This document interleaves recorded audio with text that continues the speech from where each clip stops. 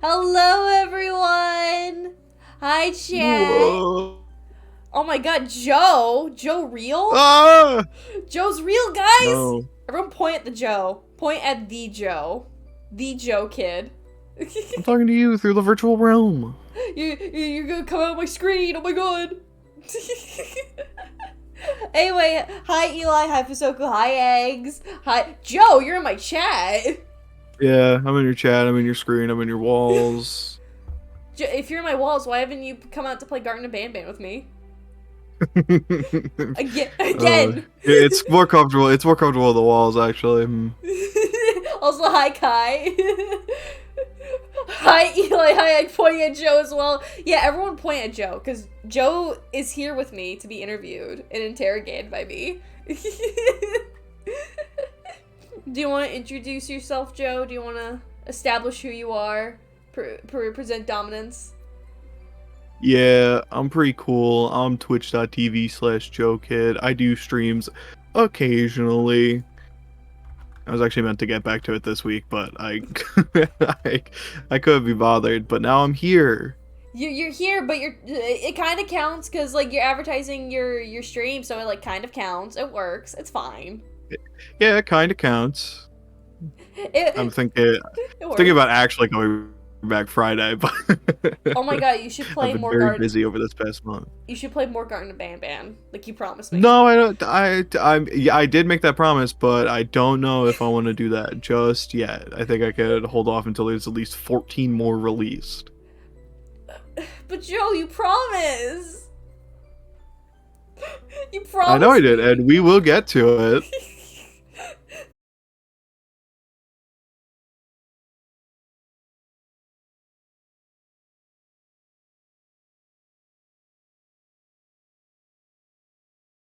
Too much for Twitch. There we go. There we go. Okay, we're fine.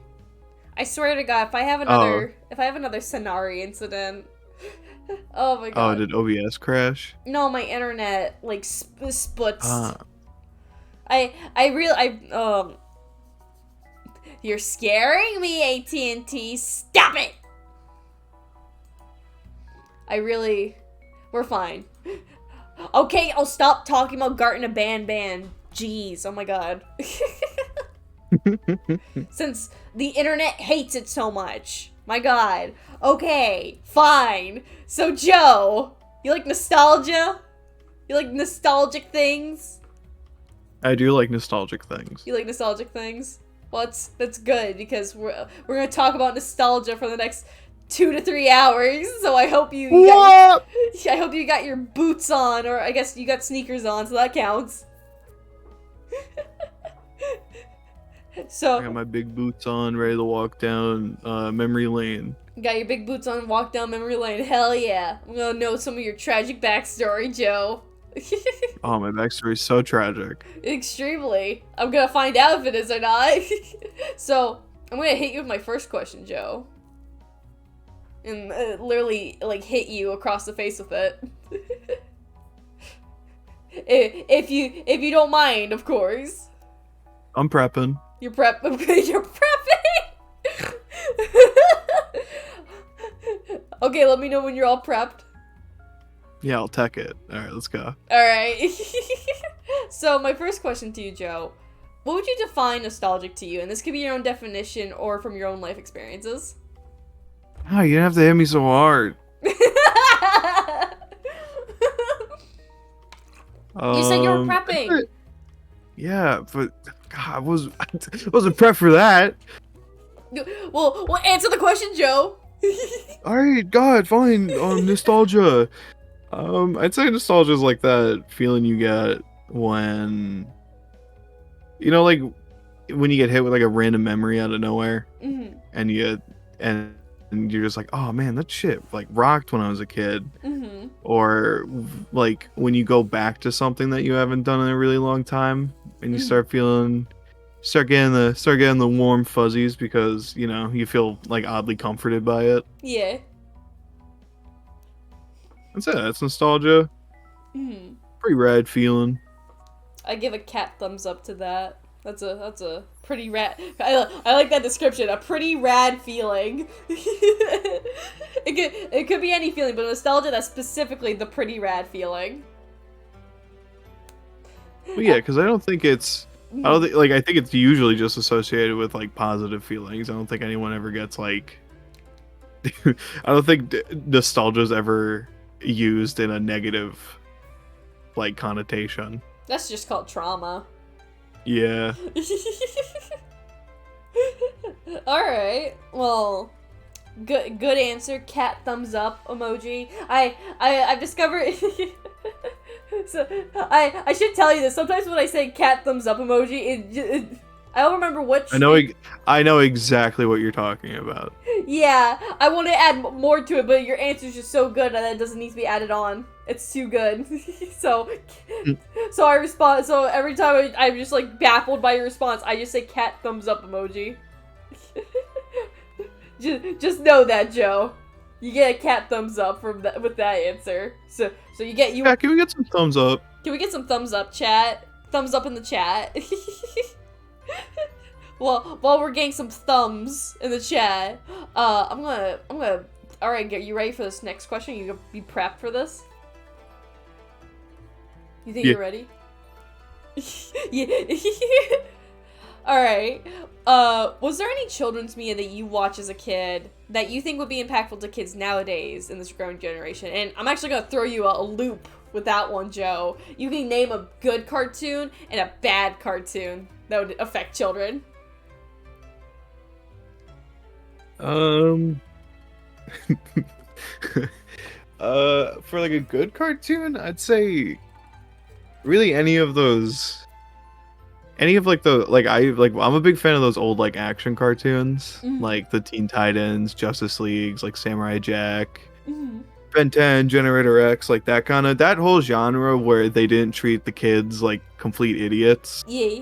And had like stories that would go on and characters felt like actual characters instead of just a lot of current kids cartoons. Like, I'm not saying that there aren't any like nowadays, but they're very few and far between. And I feel like they're just like a bunch of like flashing shapes and colors and loud noises just to kind of distract a kid for half an hour. Like Teen Titans Go or yeah, Coco Teen Titans Melon. Go. Yeah, Teen Titans Go is like a big fan of kind of like shitting on. Yeah. Like its older viewers.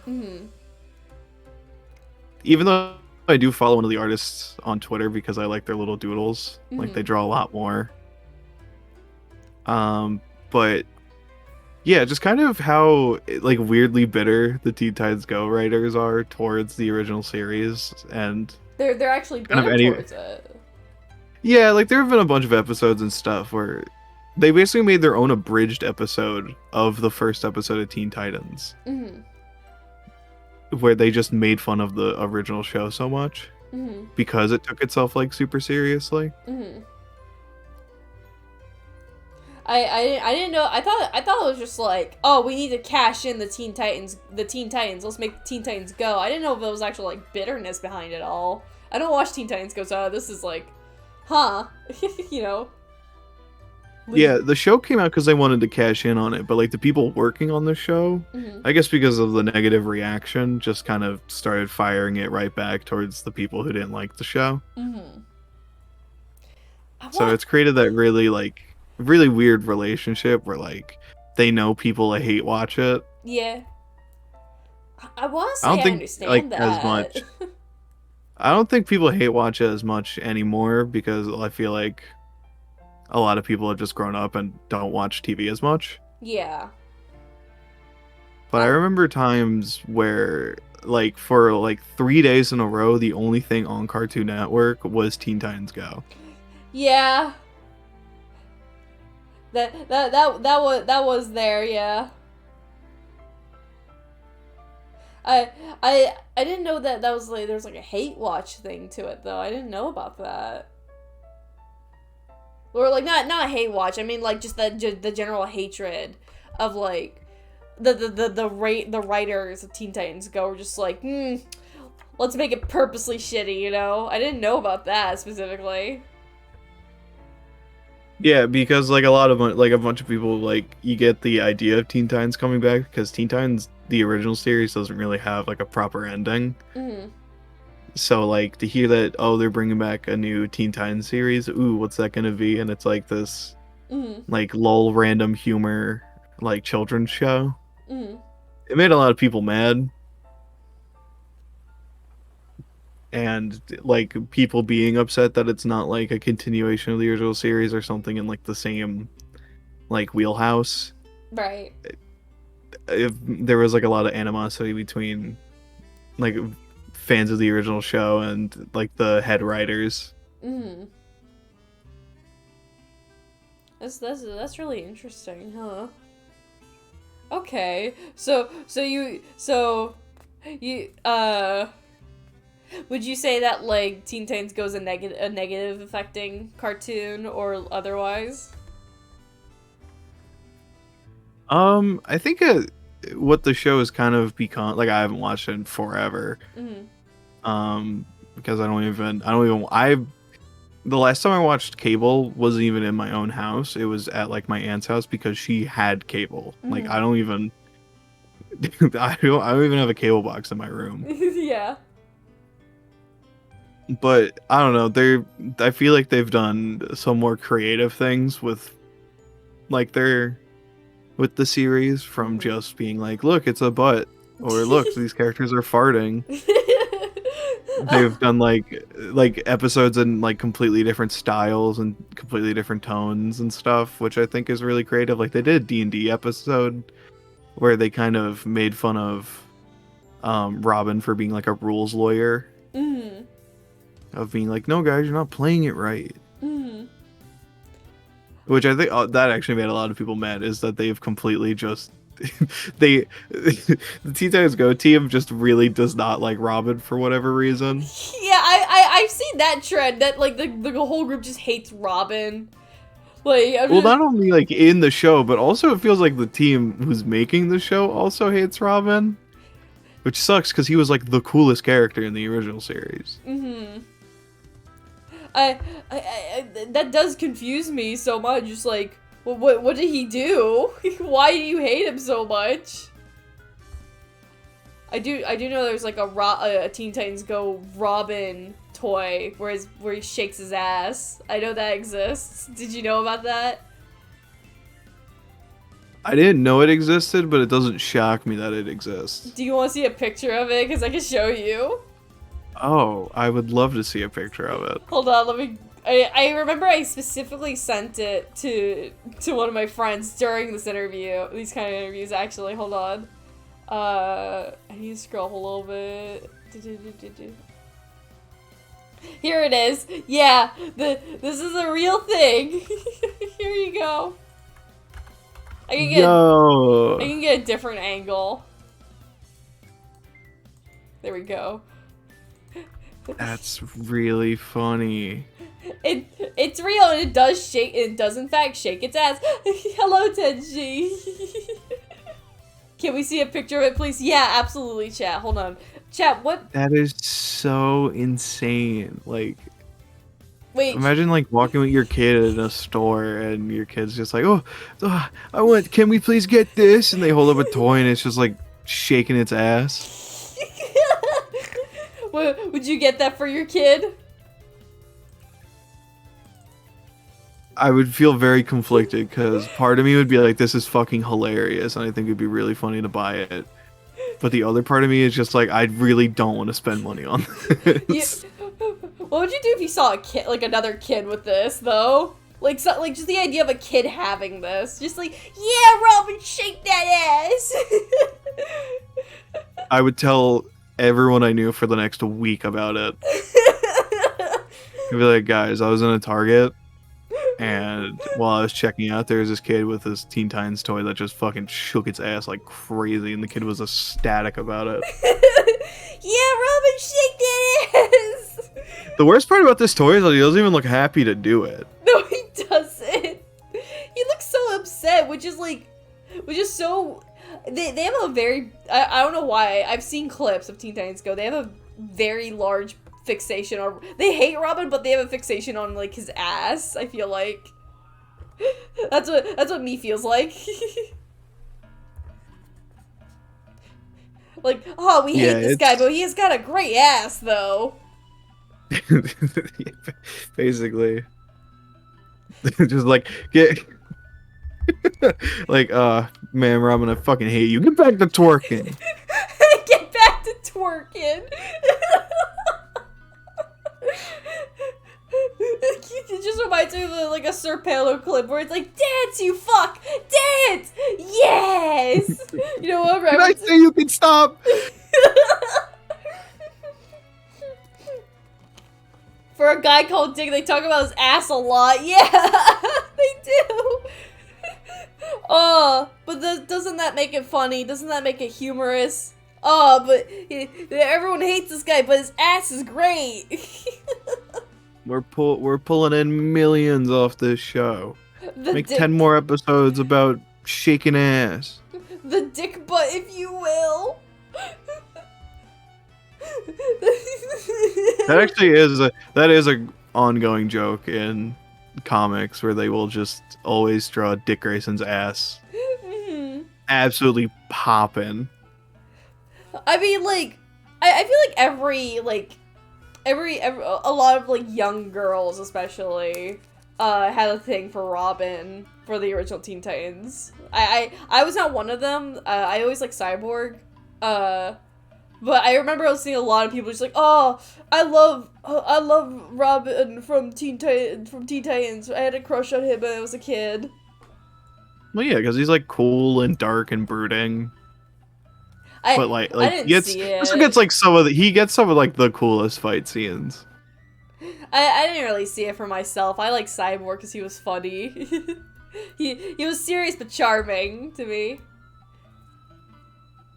To think his parents were still alive and get really fucked over by what? Was that real? Yeah, that's a really early episode too, where I forgot the context of it, but they're like pulling pranks on each other, and they're like, Robin, your parents, they're here. No. And he's like, really? And then he runs into his room and he just gets like TP'd. And he's like, funny joke, guys. And he's like holding back tears. For anyone who doesn't know, Dick Grayson's parents were murdered. Oh my god. And he witnessed it. Oh, like Batman. Yeah. To nerd out for a second, Dick Grayson comes from a circus group called the Flying Graysons. His parents were like trapeze artists. Mm-hmm. And because the circus refused to pay the mob for like protection money, they like loosened the things that kept the ropes in place. Mm-hmm. So when they went to do their little trick, the ropes like snapped and they plummeted. Oh no, that's not good. And then Bruce Wayne was like, whoa, you watched your parents die just like me. You want to come live in my giant fucking mansion? Well, and like you're just 8-year-old Dick Grayson's, yeah, 8-year-old Dick Grayson's like, I guess. Well, this kid is just like me for real, for real. He won't live in my mansion. Yeah, basically. Oh my god. Joe, have you heard about All-Star Batman, says Eli? I do know about All-Star Batman, and I absolutely hate that comic. What is that? Could you inform me? So basically they I want to say it was in the like late 2000s, early 2010s. Mm-hmm. This might be completely wrong, but they did a run of comics for all like their big characters called the All-Star lines, and some of them are really good. Like All-Star Superman is a great book, but All-Star Batman, they brought back Frank Miller, who wrote the Dark Knight Returns, which is like a huge like famous Batman book. Mm-hmm. But at that point, Frank Miller kind of like he captured lightning in a bottle once with Dark Knight Returns, and then has never been able to recapture that ever again. Mm-hmm. Because the sequel book to Dark Knight Returns is a very weird, very ugly, very oddly even more political than the original one, and it doesn't work for me.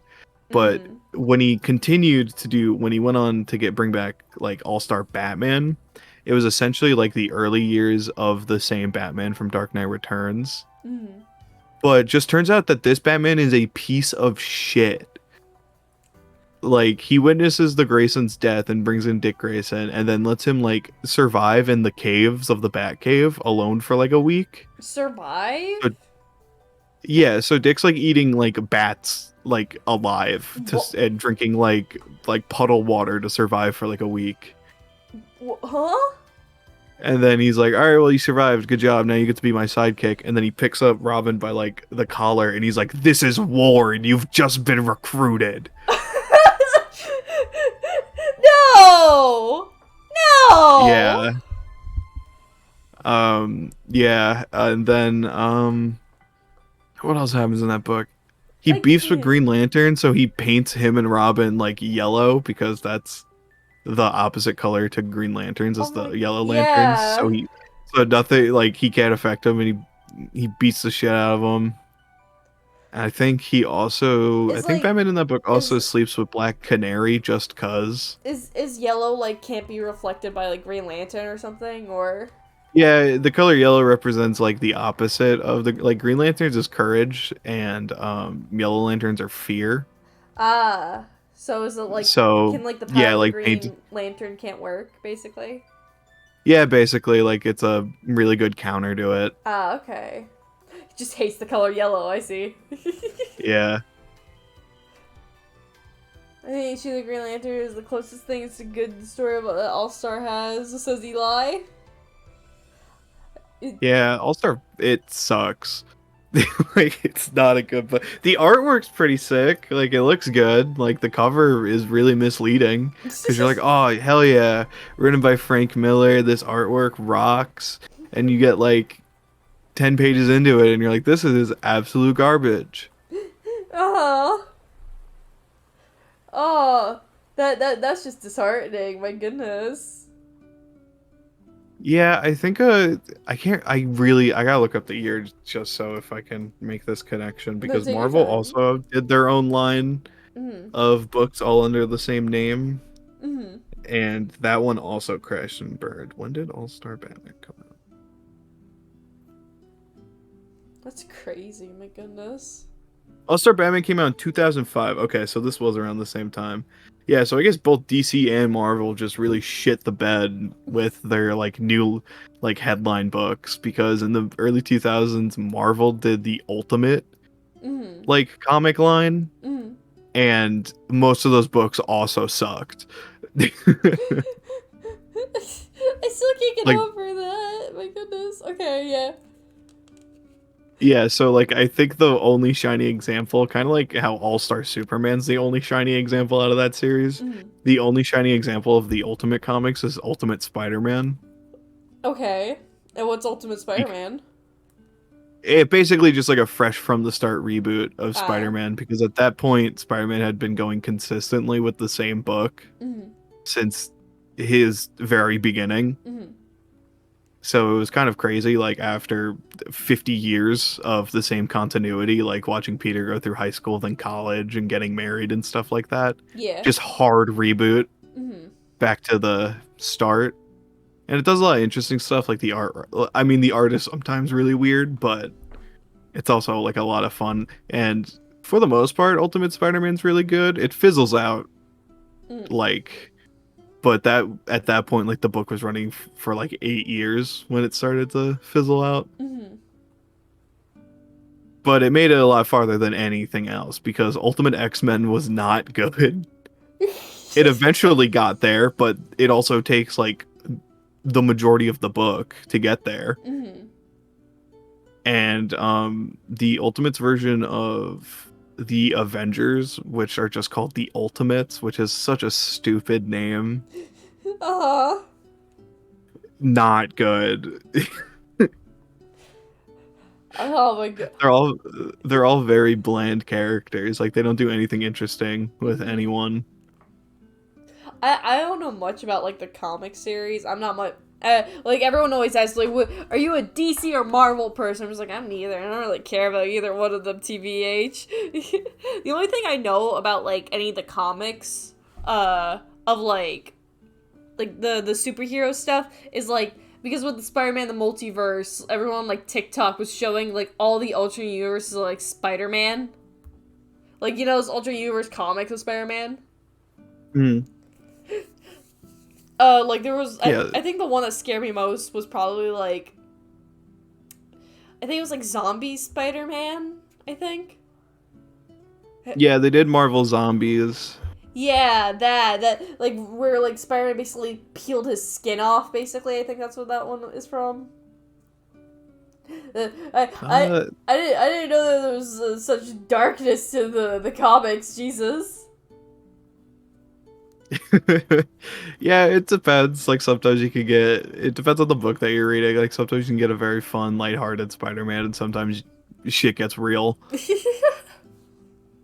Shit gets a little too real. Tim's a Ban fan. She has her own struggles. I do have my own struggles. I do. Like, everyone around me doesn't like Ban, and I'm, like, the only person who does like Ban. I was in a stream with Peanut where she screamed about Ban, and not in the good way, and I just laughed. I was gonna say, to be fair, I enjoyed playing Ban with you, but that was just because I was hanging out with you and we were joking about the game. If I was sitting and playing Ban by myself, I don't think I would have enjoyed it nearly as much. I'm still gonna count that as that you enjoy Ban. So congrats, Joe. You're the one of few people that enjoy Ban with me. You even have a Ban Sona. It counts. It counts. Yeah, one that I didn't even make. Yeah, Pabu made it for you, which is great. I think it was Pabu, right? Pabu made it for you. Yeah. Wait, I just want to go look. Yeah, Pabu made that for you, and it was great. And Pabu's base for that. I do want to play the rest of the series. Like, I don't want to let that sit as unfinished. Joe, the sooner you plan to play Garten of Van, I will literally make specifically continue Garten of Van. I will literally make specific sprites of us too while you play it. don't think I won't, because I will. The moment you're just like, all right, Tim, let's play Garten of Ban Chapter 5, we're like, yes! Yes! Finally! Well, it's not 5, actually. I think 5 didn't come... Which chapter did it come out? Yeah, it was 5, so it's 6 you gotta continue playing. Because we skipped 5 over. I don't know why, but they just did. I feel like the second I say, all right, let's continue Garden of Ban, that's when the trailer for the next chapter is gonna drop, and it's like, all right, this is a never-ending nightmare. What? The trailer? The recent trailer didn't come out that long ago. I mean, the last time we played it, like, literally the first stream that we did, the first thing that popped up on my YouTube feed was the trailer for the very next chapter. I was like, are you kidding? What do you want me to say, Joe? That just like goddamn, the creator's making more stuff of the game that I appreciate and love. God damn it all. Is that what you want me to say? I'm just saying, in an already oversaturated market, they're not helping by pumping out a game every couple months. It's not every couple months. It's every few months. Like the 7th game, like took a while to come out. Actually, we're supposed to have an announcement on Friday for Garten of Ban, but I'm very curious about it. Oh, I hope it's another announcement for the next chapter, actually. I wonder what they could possibly announce. Well, they announced like other stuff recently, but it wasn't too Garten of Ban related. They just made like a new game that kind of plays like Lethal Company, sort of, but like you're plague doctors and like I think the thing is you have to like stop the plague from going around, but it's like against like Lethal Company. Oh, that sounds fun. It looks like it might be fun. I'm not that interested because I'm only here for the Garten of Ban. Like, that's like saying, like, the creators of Pokemon come out, it's like, oh, we have a new game, that's not Pokemon. They tried that. What's it, Pokemon? They tried that and it failed. Yeah, Game Freak tried to put out another series and it bombed hard. Wait, what was it? Yeah, it was called like Village or something. It was like a little like you maintain your own little town and you occasionally fight like monsters to protect it. It was announced and I believe it came out, but like no one paid it any mind. Oh, but that sounds like such a fun game, though. Why wouldn't anyone? That sounds like such a good game. Like, you get to raise a town. It sounds like... I bet you could design a character in it. If you can, then I should have played that game. Because I love games where I can design myself in them. If I can insert myself into the world, then that's just great. Yeah, it's called Little Town Hero. Can you show me a picture? Like, can you send me an image of what it looks like the cover art? Yeah. Because I would... Came out in 2019. Really? Yeah.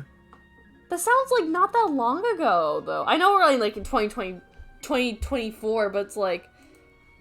Oh, but this looks so cool! Hold on, I'm gonna show this on stream. This looks cool! Why wasn't this picked up? I feel like a lot of people will enjoy this. What? Hold on. It's on Steam. Is it? Yeah. Chat, what do we think about this game? Look at this cover art for this game. What we feeling like, chat? Does this look sick? This looks so cool. This is made by Game Freak? Yeah. Well, I'm going to Steam. I need to go see this. Oh, the Steam sale's gonna end soon. Oh no. Little Town Hero. Oh, it looks so cool! It's like 3D and everything. And this really didn't pick up? No, it bombed. Damn. Now I'm like tempted to play it just to see what's wrong with it. It looks so cool. I don't think anything's wrong with it. I just think it's because it wasn't Pokemon. No one wanted to pick it up. Man, everyone's so single-minded. Not like me, as I just admitted earlier. No, single-minded could not be me. They worked so hard to make a new original content. I was gonna say, yeah, I don't care about any of the Euphoric Brothers' other content. I only want Garden of Banban. It annoys me so much that the Euphoric Brothers have their own folder in my Steam library. I'm so happy. I'm so happy that they do. They have a permanent mark in your Steam library. Yeah, I was organizing it because it annoys me sometimes to have to scroll through like my whole library of over 100 games to find just one. So I started putting them all in different folders depending on like series or like publisher. Oh, is that and how I was you like, do well, it? yeah, and I was like, well, I have enough Euphoric Brothers games to warrant their own folder. So I'm gonna get you more. We're gonna get you all the Garden Banban games. Was it you have 4 right now, right? yeah, 1 through 4, and then I saved all their like free games because I thought it might be neat to go back and play those. We gotta get you 6 next, because 5 isn't out yet. I gotta get you 6 and 7. Those are the ones that we gotta get. You gotta play next. Look, you don't have to play 5. It's just 2 more games, Joe. It's just 2 more games. Yeah, it's just gotta. Yeah, Until only 2 more games. There totally isn't. Yeah, there totally isn't an announcement in 2 days. Look, they're gonna show a new character named Flumbo. Aren't you excited to meet Flumbo? Oh, I wonder how Flumbo fits into the lore. I can't wait. Well, you won't find out until you play the 7th game, but first you gotta play the 6th game. You already played the 4th game, but first you gotta play the 6th game into the 7th game to figure out Flumbo's backstory. It's a whole process, Joe. You wouldn't get it, but you will soon. Don't worry. I hope Flumbo's backstory is something just like upsettingly real. It's like, yeah, he shot someone.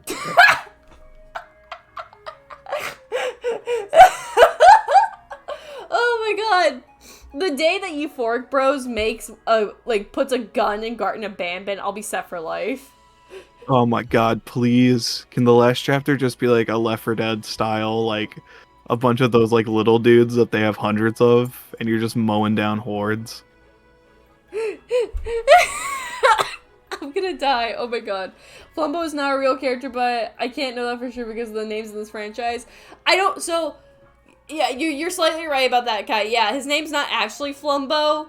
That's what everyone in the franchise is calling him because Flumbo is actually Banban's original name, actually. We could have got Garten. It's actually Flumbo Flosh. Flumbo Flosh.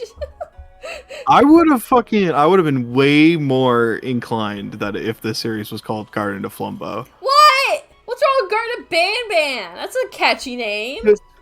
Because Flumbo is a way funnier name. What's wrong with Ban Ban? Like it's like two of the same words. Like it's like a melody. Flumbo goes hard. Look, I don't know anything about Flumbo. We have yet to meet Flumbo until chapter 8, which I hope is released this year. But it's gonna be released this year. I hope it does. The release schedule between these games are like 3 to 4 months. I hope it releases on my birthday. Yeah, the Euphoric Brothers make a statement, and they're like, specifically for Tim, we're releasing the game on this day as a birthday present because I love Ban Ban. They're our bravest soldier. I am. Look, I've admitted this to Pina. I've admitted this to a lot of people already. I'm not afraid to point out the flaws of Garten of Banban, but that does not mean it makes me lessen the enjoyment of Garten of Banban. Yeah, no, you should definitely, like, I feel like that's a big thing that a lot of people, like, struggle to understand. Like, yeah, you're allowed to like something and still criticize it. Yeah. Because there are still I can acknowledge all the flaws. It was one of my friends, Rave, calls Garten of Banban slop. He specifically said this is the finest amount of slop I've ever seen. He's like, yeah, but it's my slop. I was gonna say those games really are like junk food. Oh, but I love junk food. Chat, do you want to see my Garten of Banban shelf? I just reorganized it. I just reorganized it because I got a new plush for it, and I'm just showing everyone now. I need to post it on Twitter eventually. We poor. I already showed it to Joe, and Joe thought it was cool, right, Joe? Yeah, it's super cool. I'm saying the sickest shit ever. I'm like saying that, like, you think it's cool, right, Joe? I'm like holding a gun to your head. Let me make sure that, like... Oh, there we go. Yeah, I knew it was gonna be big. Hold on. Hold on. We're supposed to be talking about nostalgia. I'm so sorry, Joe. I should have known this was gonna happen. And I did. I did know this was gonna happen, where I just talk about Garten of Banban with you for a hot minute. There we go. Alright, Chad, this is my shelf of Garten of Banban stuff. Bam! Isn't that impressive? How many people do you know has this much Garten of Banban stuff? Can you name someone, Joe? No. I'm quite proud. I really can't, because I don't think I've seen like any positive discourse around this series that isn't from you.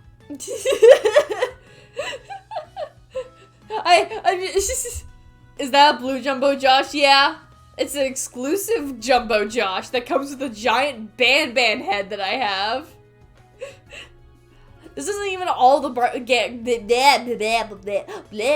can't talk. This isn't even all the Garten of Banban stuff. I have like 2 other Banban plushies that's not in this picture. One's on my bed and the other one's on my desk. I swear, every turn you go in my room, there's Banban somewhere. It honestly, like, it surprises me that there is this much merch for the game. There's more. Because, like, Japan, like, we talked about this earlier. I need to go to Japan because Japan has so much Garten of Banban stuff. I need to be there. I need to go to it. I have to go there. One of these days, when I plan on buying my printer for my shop, I'm also going to use my printer to print out all the Garten of Banban self-insert art that people make me. So chat, if you ever want your art on my wall, draw me with Garten of Banban, and I'll put it on my wall. Quite literally, I'm being dead ass. The moment I get my printer, I'm gonna cover my walls. But, yeah, I'm gonna shove Banban away. So Joe, my next question for you. What was your everything toy as a child? The toy you carried around everywhere and that you absolutely treasured as a kid? Oh, I had a couple. It really didn't, like, the toy itself it didn't matter what it was because I had such like a super overactive like imagination. So I used to carry around this like black suit Spider-Man toy, but to me it was literally anything I wanted it to be. Because I would literally just like pace around playing with it and coming up with whatever story I wanted in my head. Like it didn't have to involve Spider-Man. Well, can you remember some of the stories you made for it? I'm so curious. It really depended on like whatever my hyperfixation was like at that point as a kid. Like it would like even though I was playing with like a Spider-Man toy, like my brain would still be like, oh, this is actually Dragon Ball. Like this is actually Goku. It's Goku. He got a new suit. Yeah, like it was almost like my imagination would do all the work and the toy was essentially just for my hands to do something. Cause like I would even do like little voices to myself like as a kid. And like that's why I still have like such a fondness for like a lot of stuff like like Dragon Ball like comics and stuff just because they were so cemented into like my everyday. Goku looks a little different from what I remember. That I kind of get that absolutely. Cause when I was listen, sometimes you'd get a Batmobile that didn't come with a Batman, and you just had to make do. What was it? I can kind of get behind that because when I was a kid,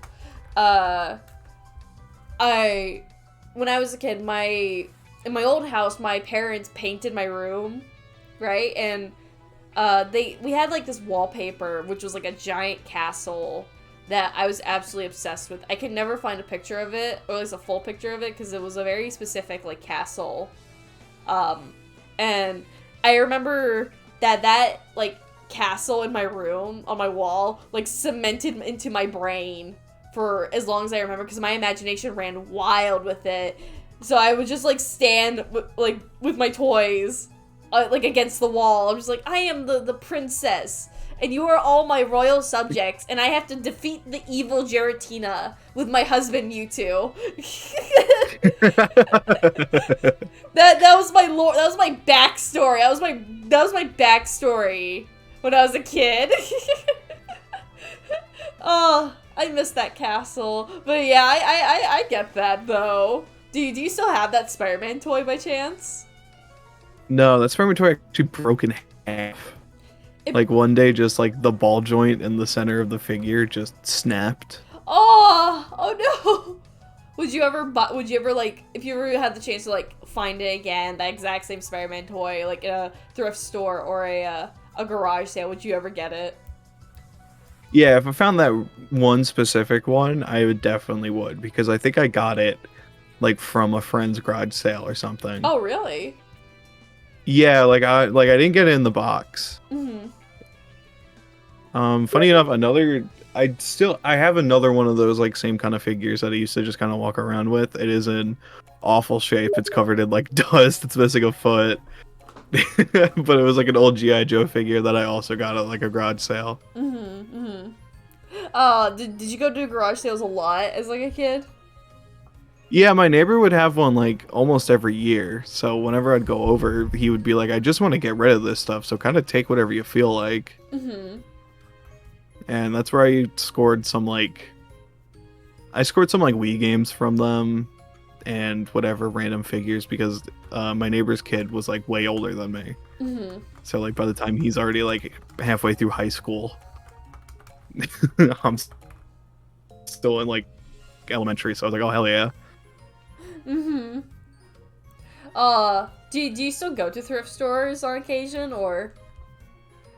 We used to have one right in town where I live. We used to have a thrift store like that was right there that I could just go to. But it's been gone for a while, and I haven't gone thrifting in a really long time.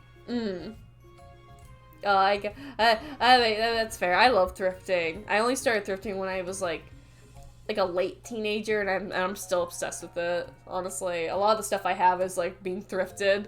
So, oh, but that's still really cool though. Aw, I'm just imagining. I mean, I don't know if it counts as thrifting, but I do have like a lot of secondhand video games. from like I have a retro game store near me that I have bought back a lot of my collection. And That also like I go counts. to like a lot of secondhand music shops Mm-hmm. to buy like records and CDs. Do you have like a record player? I do. Well, what's like your favorite record? It's not in fantastic shape because I bought it in like when I bought it, it was in absolute tatters, but it's like this original print Beatles album. It was one of the like it like wasn't it's not one of their like official albums. It's just kind of one of like the song collections that they'd print just to make a shit ton of money between albums. I got it for like $1, but I think just that same like wear and tear on it is really cool. And I also got a record from a friend that like it's back from like when their dad was a kid, and it's from that time where John Lennon said that the Beatles were bigger than Jesus. So all of the Beatles faces were like scribbled out. Oh my god. And like John Lennon had like a circle around his face with like an X, and it had like it had been like the album had been defaced, and I thought that was like a really cool part of history. Oh, that's cool. That's really cool. I'm still just imagining like a little Joe with like the Spider-Man figure saying like, let's go Goku. Oh, that's really cute though. Aw. Well, I'm gonna move on to my next question, if that's alright with you, Joe. If you're ready. Yeah, I'm just sending you the picture of the album cover. Oh yeah, I wanna see it. Ooh! Oh, that's actually really cool. Oh, that's sick. The crossouts seem personal as I'm looking at this. Yeah, it was a lot of very conservative households in the mid '60s were not a fan of someone claiming that they were as big as Jesus. I'm probably not gonna put this on stream because I don't know what those numbers are. Yeah, I was gonna say I don't know what those numbers are either. Yeah, just for safety, I'm probably not gonna put it on stream. But that is a really cool picture though. Even with the scuff marks, it adds to it. No, that's really cool though. I'm gonna hit you with my next question now. Are you ready, Joe? Are you ready? Yeah. What was something you always wanted as a child? You never got it, but being an adult, you're able to get it now. Oh, the thing that I used to. Now, any other kids who didn't really like get much on a consistent basis, like I wouldn't say like, oh, I was deprived of toys and video games as a child. I wasn't. I got them a lot, but it was always like for big occasions. Yeah. But like going to a toy store or looking at like a toy website or magazine or whatever and just seeing like the huge Lego sets, like the ones that, because I had an overactive imagination, like seeing like the giant pirate ship or like the Death Star or like any big playset that could just keep me occupied forever, like that's what I wanted the most. Okay. Did you ever get them though? Like as you're an adult now? No, but back a couple of years ago when the Lego Batman movie came out, I saw it with my brother, and that reignited his love in Legos.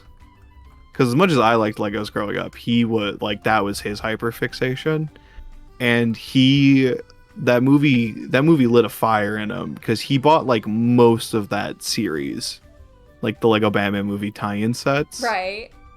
He bought like almost all of them. And I think like that kind of fulfilled part of it of being like, oh, we can get like every set. We can have everything. We can do whatever we want with them, even though we were both like late teenagers at that point. Yeah. I mean, it's still cool though. Yeah, but we very quickly ran out of shelf space, so the majority of them are Ah. sitting in like boxes in my attic. Oh, that's a shame. That's fair. If you would you get them if you could? Like, would you still be interested in like doing the Legos? I guess. Oh yeah, if I could get like that original like just general Lego pirates like pirate ships, Hmm. I would 100% get them, but I think they've been discontinued for like forever now. I mean, you could probably get them like possibly secondhand, but they'd probably be a lot of money. Yeah. Because what was it? Lego specifically is like the cost for them is like outrageous. Actually. Yeah, Legos already cost a lot, and then to buy them secondhand is even more money. Yeah, like ow. There's only one Lego. I'm not much of a Lego person. Because funny story, I could have been a Lego person because when I was a kid, me and my brother had this one box of Legos. But that Lego box had to be thrown away because our cat at the time mistaken it as a litter box. Oh no. So we had cat pee pee Legos that were sticky no. and stinky, and for some reason some of them were melted. So my That's why we got rid of my sandbox as a kid, was because our cat at the time like went outside and used it as a litter box.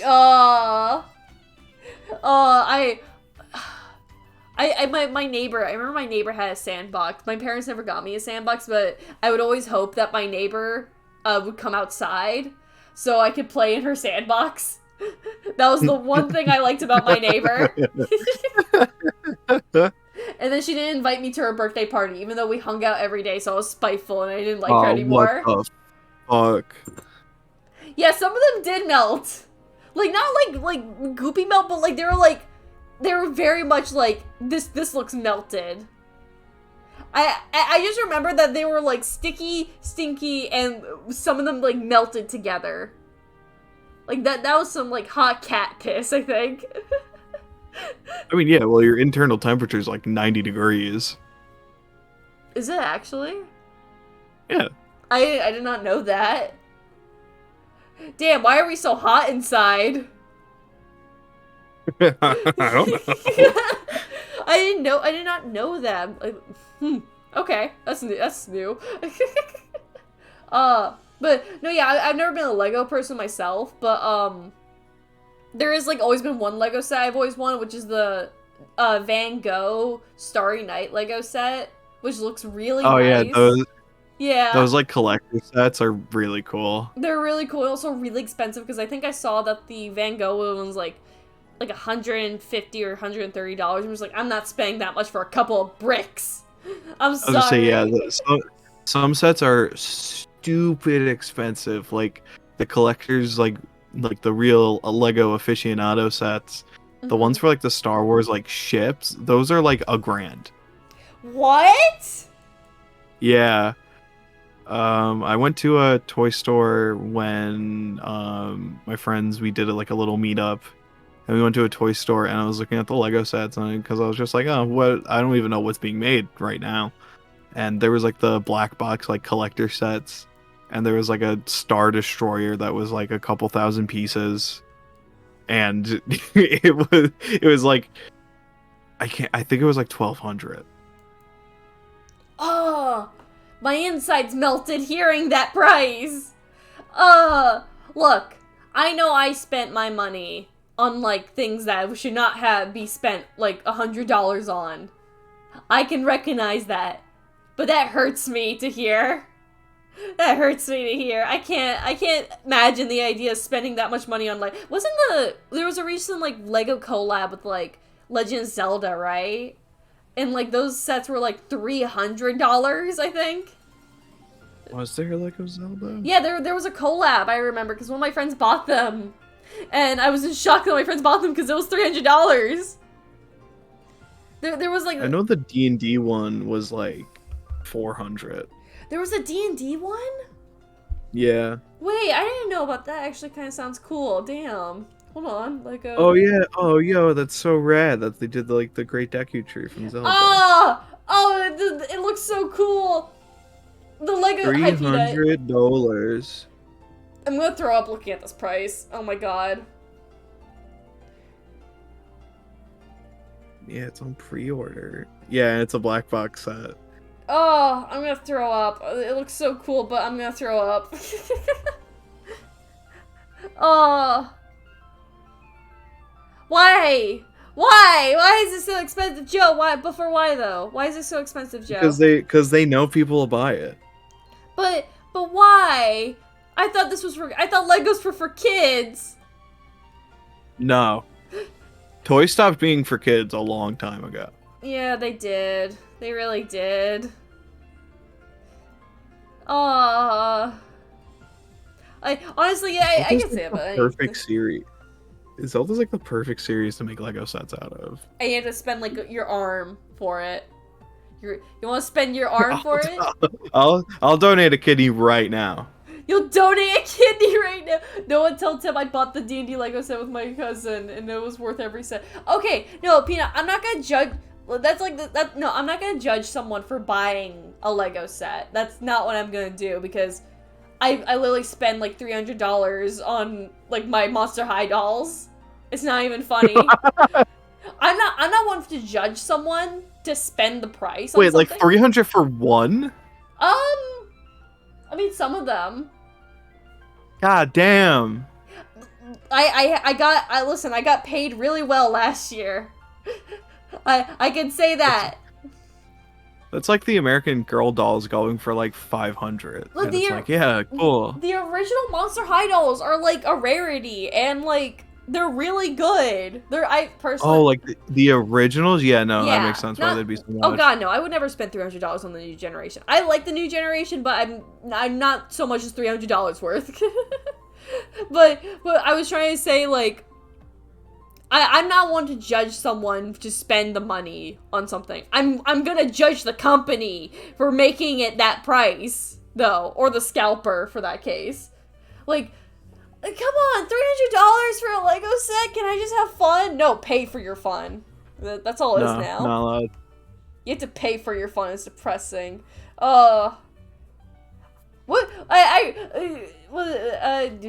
Joe, do you build Legos still? Actually, I'm curious. Yeah, sometimes, like, whenever I get, like, if I got a set, like, me and my friends as a bit, we all pulled whatever cash we had on hand, because we were just driving around one night and we stopped into a Target, because we were bored, and we walked into the toy aisle and we saw the Lego Seinfeld set. So as a bit, we were all like, how much cash you got on you? So we all just, we all together bought the Lego Seinfeld set, but because my friends had to go, I was left building it, like, all night. And then in the morning, I sent them a picture, and I was like, don't you ever question my willingness to commit to the bit. Because I finished building it all by myself at like 5 a.m. Oh my god. And it's still sitting in my room till this day. I kind of have a question. What do you do if, like, you need to move? Like, how do you package your finished... Oh, I'm fucked. Yeah, you're fucked in that case, right? That's the case of, hey, mom, dad, you're not allowed to repurpose my room for anything. You actually have to keep it exactly the way it is because you have no choice. You put them in boxes and be gentle. That's what I assume, but, like, something's gonna fall off. Because, like, there's still gonna be some parts that are, like not completely intact or they're easily to remove. So, like... I sent my D&D Legos with my cousin. So, like, either they stay there forever, or you have to be, like, as careful with it. Well, then you fix it. But what if, like, a giant piece falls off? Like, what if it's, like, you don't even remember where that piece goes? Like, I actually still have the box and the books in case it does break. Okay, well, that's good. Wait, D&D Legos are a thing? Yeah, there's, like, a set apparently on the website, Eli. That you should have It was just said it's pretty rad. My brother actually recently bought the like Batman the animated series like 50th anniversary like wall mural set. He literally took down one of his own like art pieces to put up the Lego set. I I would get into Legos. I feel like I'm just autistic enough to get into Legos. But I'm just too autistic about other things. I was gonna say, it's a very expensive hobby. I already have one expensive hobby. I don't need another one. Like, that's probably the last thing I need, honestly. Like, I have an entire shelf that's nothing but G1 Monster High dolls. Do you know how expensive those are? Especially the collector's dolls? Like, I could, like, selling these dolls, I could probably sell for, like a human baby, basically. That's also if I get my hands on other dolls, which I would love to, but they cost like $1,000. Why is buying things capitalism? Am I right, Joe?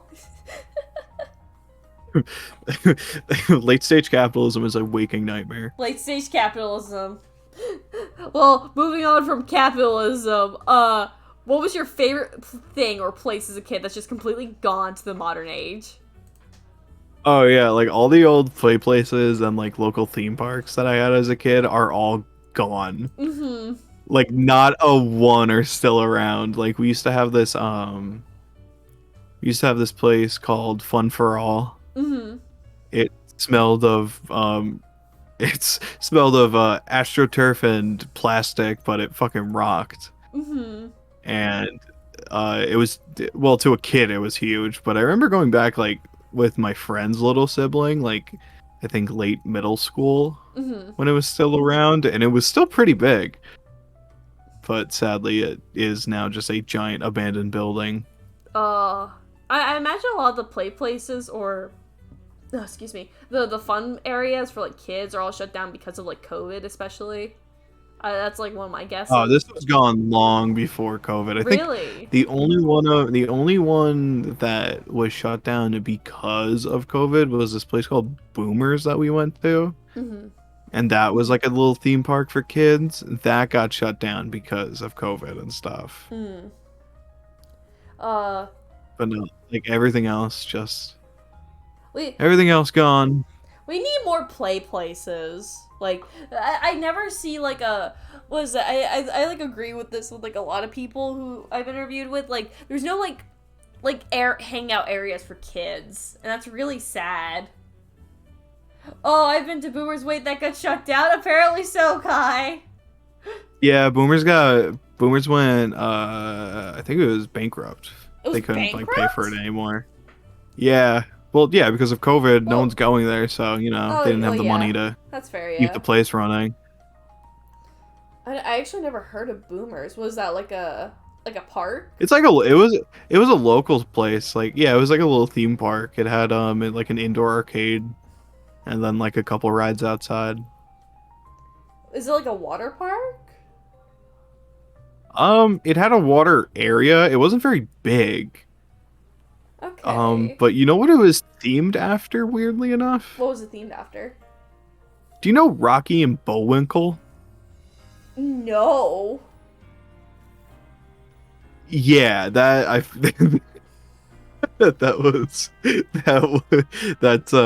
about that's a reaction I was expecting. Yeah, so you know how like Hershey Park has Hershey's and like Six Flags has Looney Tunes and Disney has Disney, of course. Yeah. This place had Rocky and Bullwinkle, the famous cartoon duo of a moose and squirrel. And The Adventures of Rocky and Bullwinkle. Oh! Okay, I've seen these guys. It was themed after those dudes. But like only kinda. Like the eating area was themed after them, and they had like animatronics that they never used. Probably because they were fucking creepy. They had animatronics of them? Yeah, like they had like a little stage that they barely used. Oh! Like, I think I only remember seeing it like once or twice. Oh, they're so creepy. Oh, ew. Oh, I don't like them. Ooh. Yeah, I was too busy playing like air hockey or Nickelodeon Racer. Yo, is that Jokid? Joe, is that Jokid right there? Nah, you got No? me confused. Who are you then? Raul? Raoul.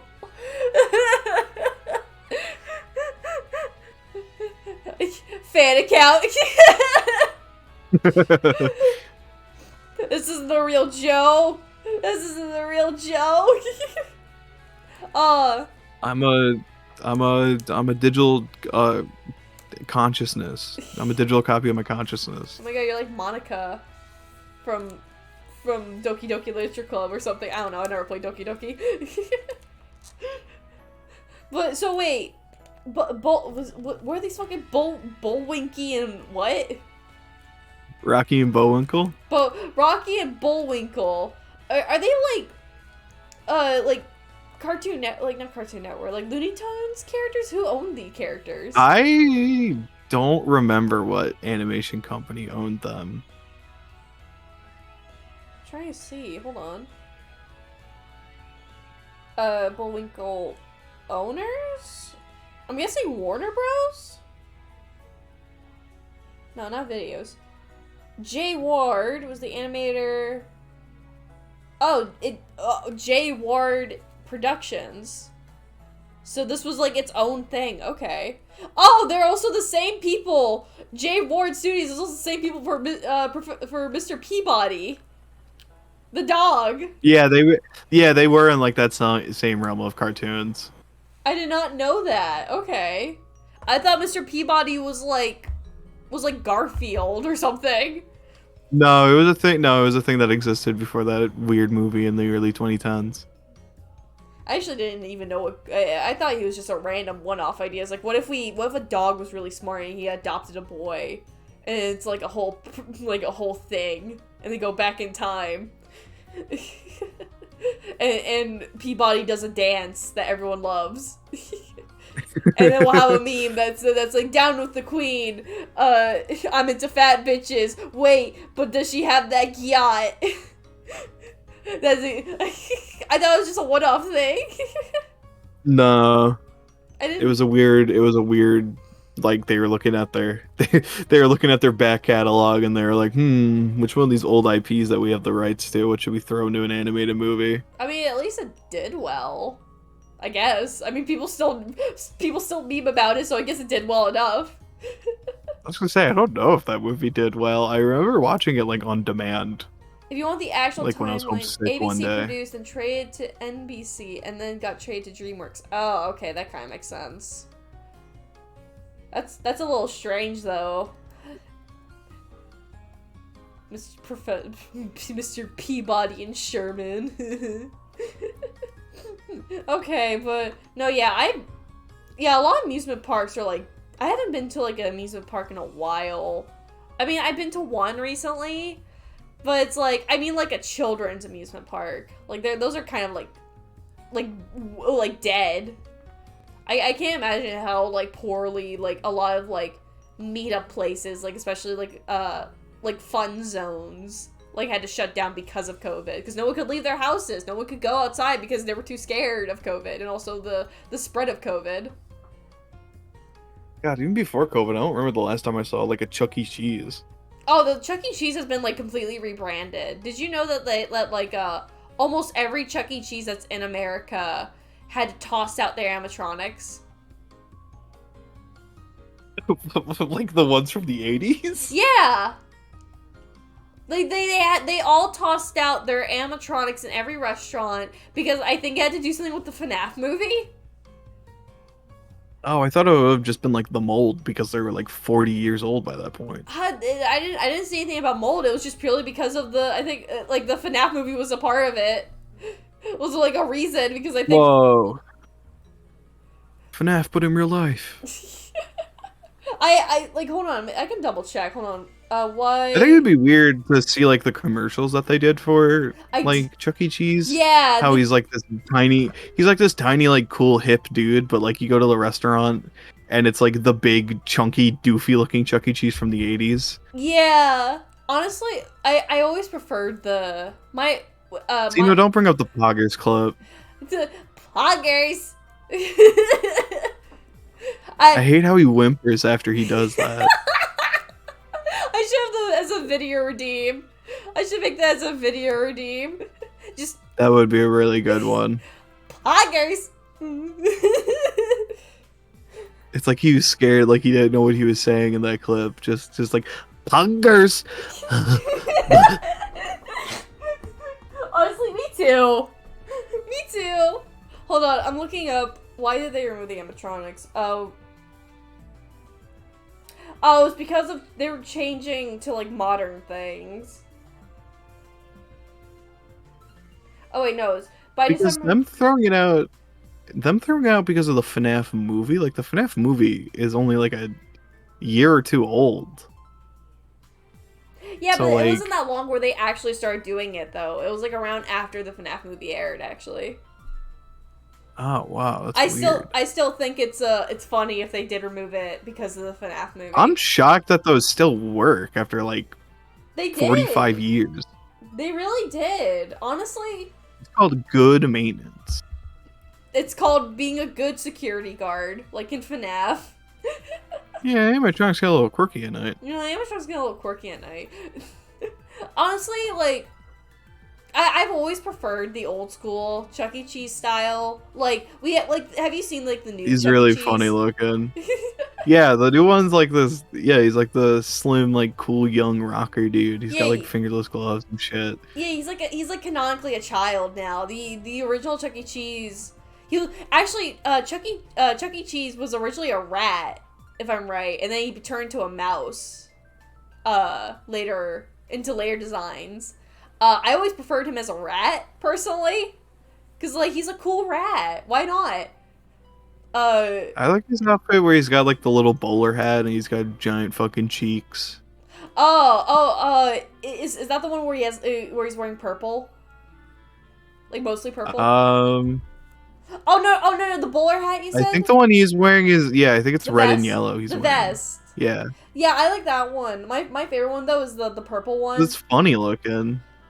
He does look fun. He looks more like a rat in that one actually. Like he had a vest. Dude, the giant rat that not only does he make all the rules, but he also serves all the pizzas. Yeah, he serves all the pizzas.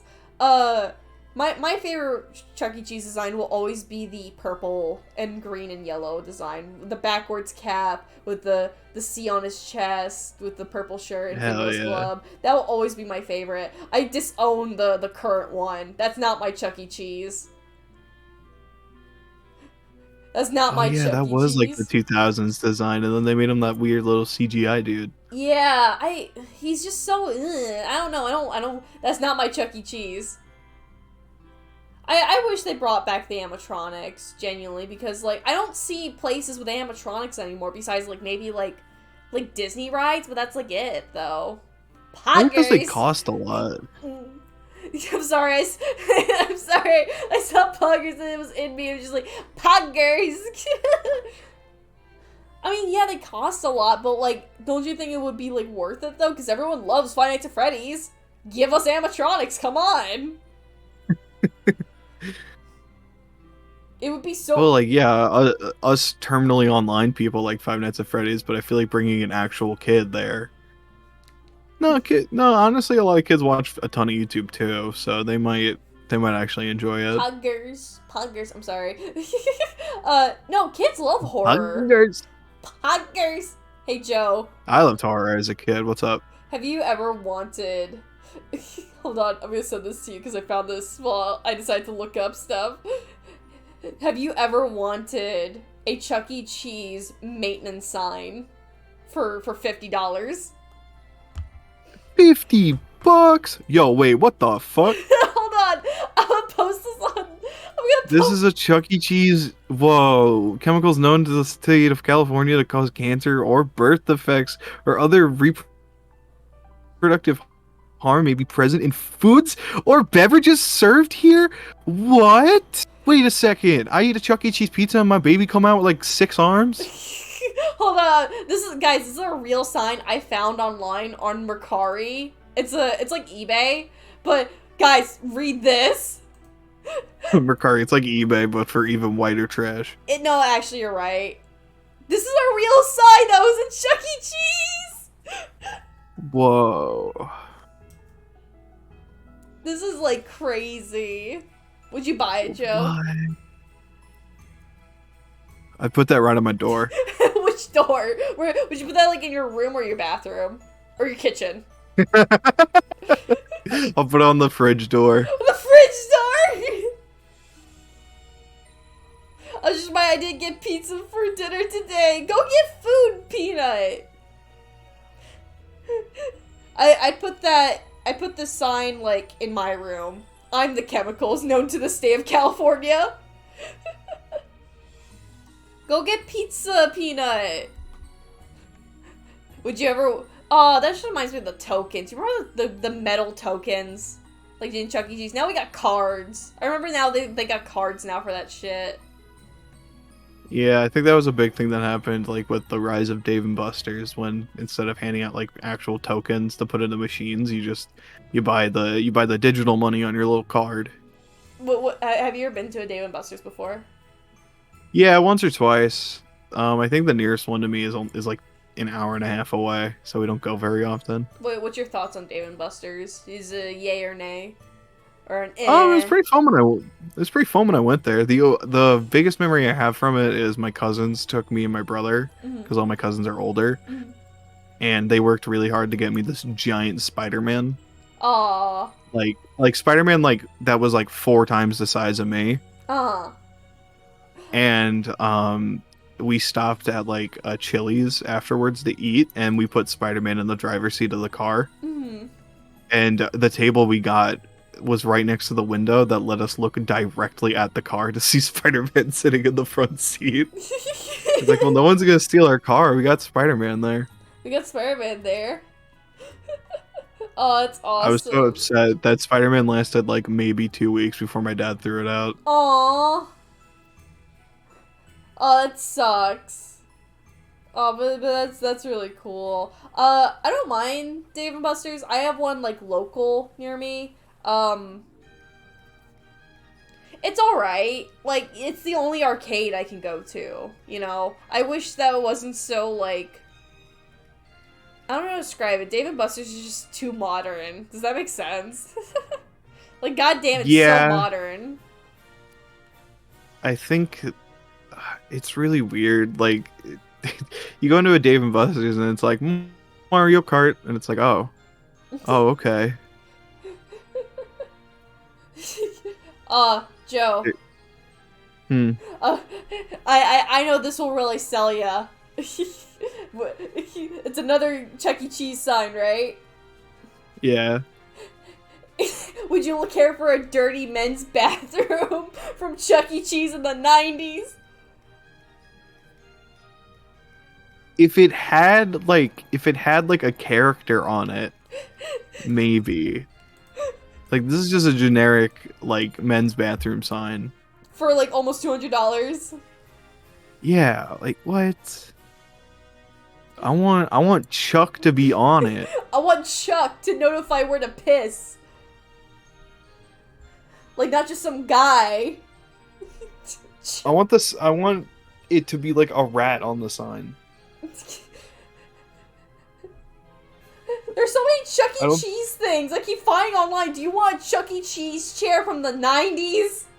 And it just looks like a basic ass chair. Hold on, I'm not gonna put this on stream. I'm just gonna show it to you, Joe. I'm just showing. I was gonna say, I think legally they can't change the bathroom signs, but Charles, rare showroom chair. Phase 3. There's Chuck E. Cheese phases. Yeah, phases. It's like Marvel phases. I'm not from the US, so I don't have a Dave & Buster's. My only knowledge is the video of George Bush saying that dragons are invading the Dave & Buster's. What? What are you talking about? What? It's a George Bush clip I don't know of. What? I've never... What? Phase 3 Chuck E. Cheese chair. Chad, do you want to see the Phase 3 Chuck E. Cheese chair? Hold on, I'm gonna pull it up. I think it's... do you think I should show the price, or do you think it's funnier if I don't show the price? I think... I think it's funnier for them not to know the price of this massive chair. Hold on, chat, I'm gonna show you this chair. Hold on. I'm gonna put it in our chat real quick, Joe. phase 3. What does it mean phase 3? Oh, it's not okay. George Bush doesn't literally say dragons have invaded the Dave and Buster's. I think it's like a commercial audio over like news footage. Chat. Rare Chuck E. Cheese showroom 90s chair phase 3. HTF. Hold on, I'm actually gonna type this out because that's gonna be our raid message. Hold on. Chuck E. Cheese showroom 90s chair. HTF stands for have the fun. Oh, have the fun? Yeah. That's not true. Have to fuck. Chat, we finally have our own raid message. This is going to be our raid message on my channel from now on. Forever. This is our raid message whenever we raid someone now. Understand the assignment. I'm saving this, like, in my notes, so that way, whenever we raid someone, I gotta put that. Thank you, Joe, for helping me find my raid message indirectly. Of course. Have tits fantastic. Have to fuck. Rare Chuck E. Cheese. Yeah! Yeah, Zeno gets the assignment. I'm sorry, I got so caught up with the idea of, like, Chuck E. Cheese merchandise. Do you think there's someone out there who's, like, a Chuck E. Cheese fan? A Chuckhead, yeah. What did you say to me? I love taking any, like, possible fandom and just adding head to the name of it. Like, that's their fans. It's like, yeah, I love Chuck E. Cheese. I'm a Chuckhead. Chuckhead? Not even, like, a cheesehead? No, I guess that's people from, like, Wisconsin, probably. So what, am I like a band head to you then? Yeah, you're a band head. A band. So what are you then? So I don't know. What are you a fan of? I like Batman a lot. I guess you can call me a Bathead. A bat. I'm gonna paste this on Jax. Okay. Eli, and Jax is still streaming. We'll raid Jax. Don't put the raid message there yet. I want like a bunch of that raid message like in his chat. Does that mean Fantastic Four fan is forehead? Delta Rune head or Delta head? Dragon head? Forehead. Chuck. I can't get over that Chuckhead. That sounds like an insult. Yeah. Bayhead? I'm obscure head. Pokey head, Chuck head, Deltarune head, your head, my head, all the heads. We're getting so much head. He, she, they, we head. He, she, they, we head. Five Nights at Freddy's. Joe, what? I'm a Freddy Fazhead if you didn't know. You're a Fred head. We're getting what, Tim? Exactly. I'm a Freddy maniac, dude. You're a Freddy maniac? Is that like a hyper fan? You call them a maniac? Well, it's like a Pokemaniac, but I'm a Freddy maniac. Now I'm just imagining you like a Pokemaniac, but you're dressed up as like Freddy Fazbear, so you're holding all your Freddy Fazbear merch in your arms. Yeah. I'm wearing my Freddy Fazbear t-shirt, my Freddy Fazbear hat, my Freddy Fazbear socks. I'm holding my favorite Freddy Fazbear plush. I have the microphone in my other hand. And you make sure that you have your Freddy Fazbear boxers with your Freddy Fazbear socks, with your Freddy Fazbear toothbrush in hand. Joe hat. I'm gonna pass away. Oh no.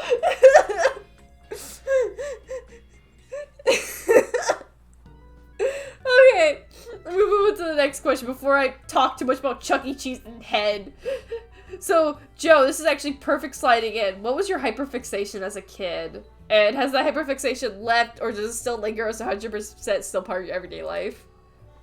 I mean, I had a ton as a kid. Like, I still like comics and like Batman, of course. Like, I was obsessed as a kid. Like, there's a picture of me and my brother because we both wanted to be Batman for Halloween. So just me and my brother in identical costumes sitting next to each other. I don't know what sparked this. I think it was a combination of things. Like, I really liked Greek myth as a kid. And funny enough, I wasn't into the Percy Jackson books, even though I was big into Greek myth. But I think that persists today with games like Hades, like reminding me of how fun and goofy Greek myth could be. Oh, when I was a kid, I was huge into Ninja Turtles. Oh, who's your favorite? Of the Leonardo. Turtles? Leonardo? Basic. I'm joking. No, basic would be Mikey. Okay, that's fair. That's fair, yeah. My favorite's Donnie. I like Donnie. He Orple.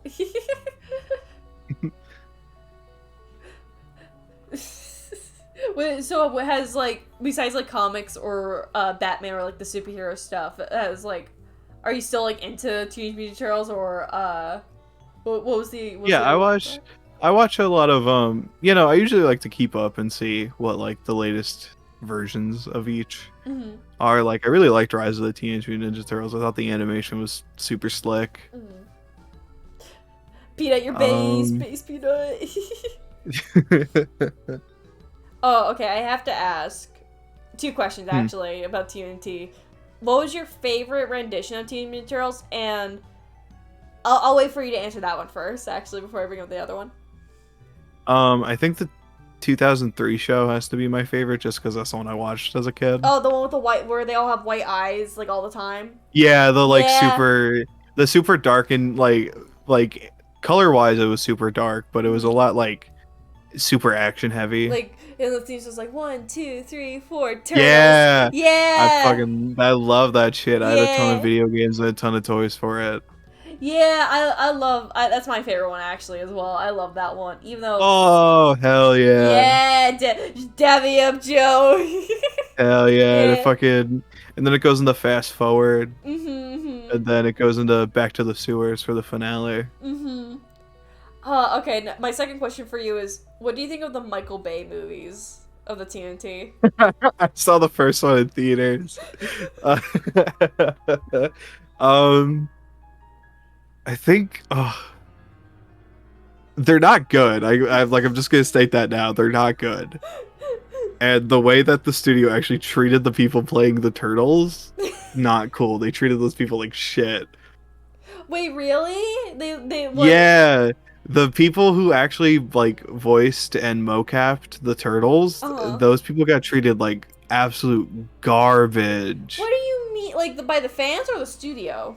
No, by the studio. They were not treated, like, they were not treated very well. Like, the guy who played Raph went on to a podcast to talk about his experience filming those movies. And he was like, yeah, we were, like, promised, like, we're the turtles, so we thought, like, we'd get pretty nice treatment, because we have to wear these giant, like, heavy fake shells and these mocap outfits for the scenes that we're doing. But, like, no. Like, I think one day they didn't even get fed, and, like, they were the last to leave, like, like a shooting day. Yeah, they were not treated well on that. I had no idea. That's horrible. Oh, that's. I think there is a certain charm to how ugly those movies are, though. Would you feel disappointed in me if I told you that the Michael Bay TMNT was my entry into loving TMNT?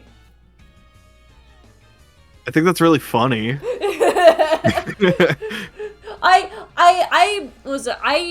I was growing up, I didn't really think much about TMNT. Like, when I was growing up, I had the Nickelodeon 2012. And I didn't really like that one growing up. But then the first Michael Bay movie came out in 2014, if I'm right.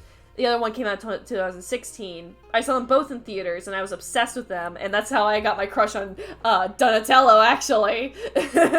Cause Wow, you had a crush on like super ugly, like wearing the like he has those taped together glasses and like that big chunky headset on. I thought he was cute.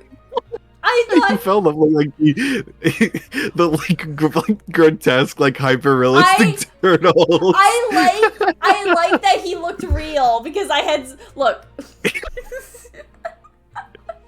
That's Damn, really funny. I didn't like the 2012 Donnie. No, 2012 Donnie's like really weird for the majority of that show. No, because he's like a simp for like April, and I was like majority of his personality, and I hated that because like he'll be like, "Oh, guys, I made a new device, but do you think April will like it?"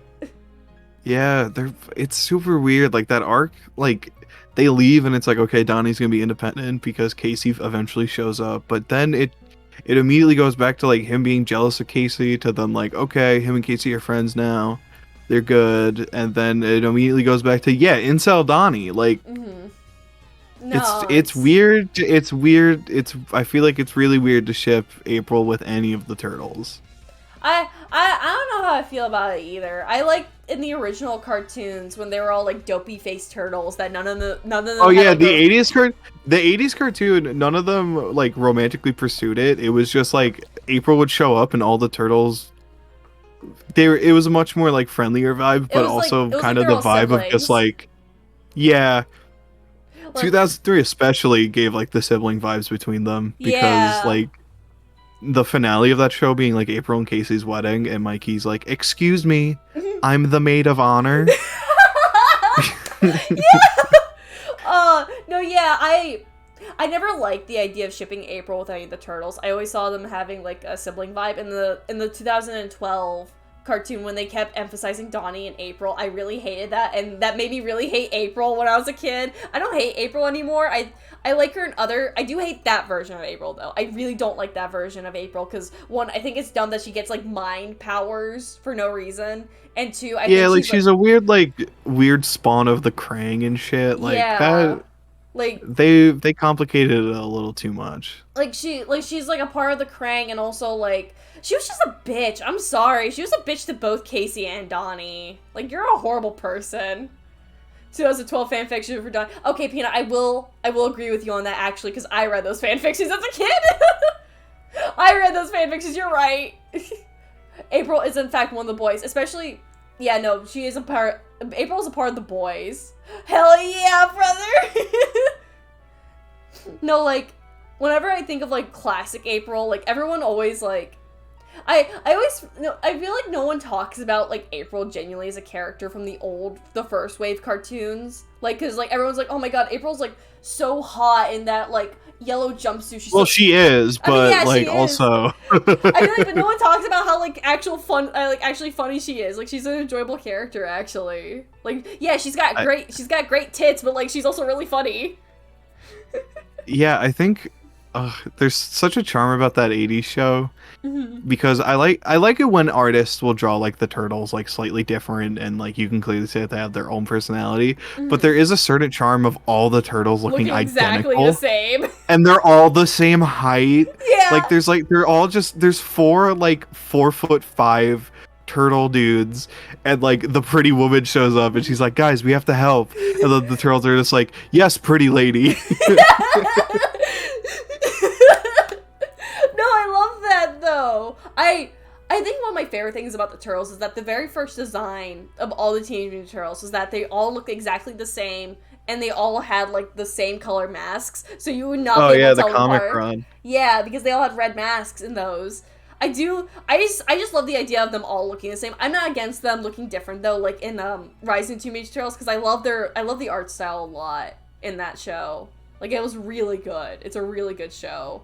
But the fun thing about that is that they actually like the turtles in Rise are like actually like different species of turtle.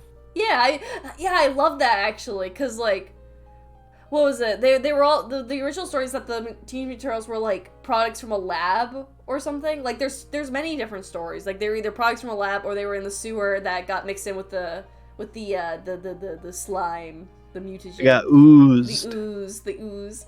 Yeah, so I love both ideas. Them being different turtles and also the exact same turtles. I also just get really tickled by like what you said is like they're all the exact same turtles and They all look the same. They all got their like big bulgy eyes just looking at you. Yeah. I'm just thinking of that one meme where it's like, I'm just imagining all 4 of the turtles behind April at like a McDonald's, and April's just like, excuse me, they asked for no pickles, as they look at you autistically. Yeah, they got their, yeah, it's, no, there's a certain term about the turtles being like really tiny compared to like a regular person. Oh, was there? Yeah, no, it's just really funny to think like these really tiny turtle people just like, all right, time to go get pizza. Oh yeah. And they all wear identical like trench coats and like fedoras. And they're like, nobody will notice that we only have 3 fingers and are green. Have you ever seen that one clip where it's like the Teenage Mutant Turtles but like live action, and they were being interviewed, and like the lady asked them about like their parents? I think it was like Donnie was like breaking down sobbing. Have you ever seen that?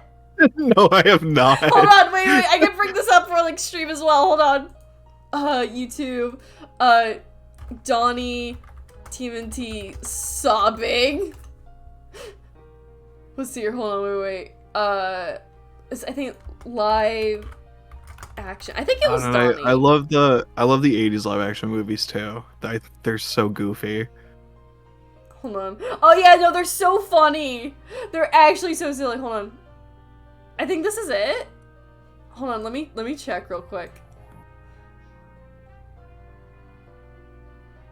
Oh, okay, this is it. Yeah. Okay, I'm gonna start it right here. I'm gonna show it to you first, Joe, so you can watch it for yourself, and then I'm gonna play it on stream. Okay. Here it is. I start at the marker. Yeah, you know what I'm talking about, Peanut.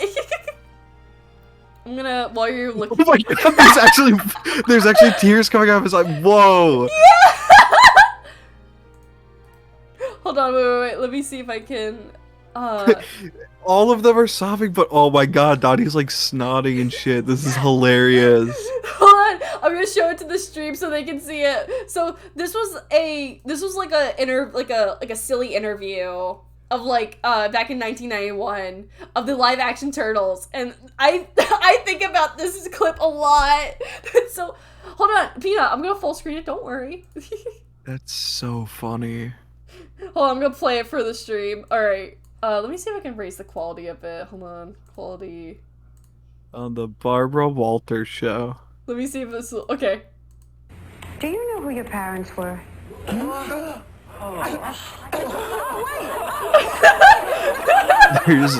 There's so much liquid coming out of that puppet. It is crazy.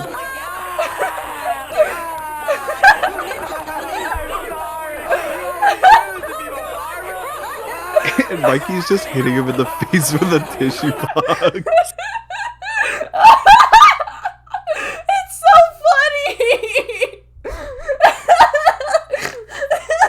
funny! They're all crying, but just that close up on Donnie, and there's so much water coming out of that mask.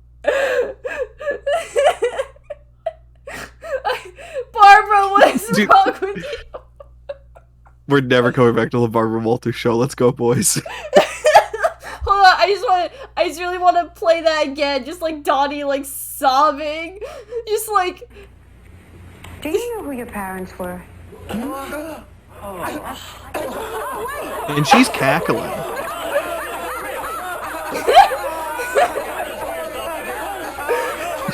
It's immediate too, yeah. That's a trigger for them.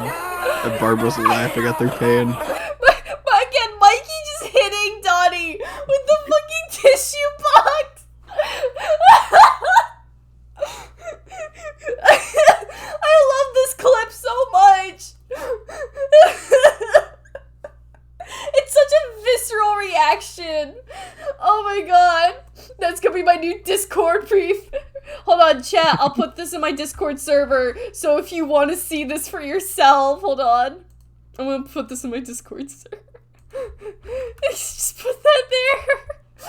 I'm gonna assume that they had some sort of like how'd they get so much? How'd they have so many tears coming out of that? I'm It's gonna assume they had like a tube set up yeah, it's through the side of the couch. it's definitely a tube that like that they probably had to set inside the mask itself. Otherwise, I can't imagine how bad that would be for like the person inside. Just like, oh my god, there's so much water. There's so much water.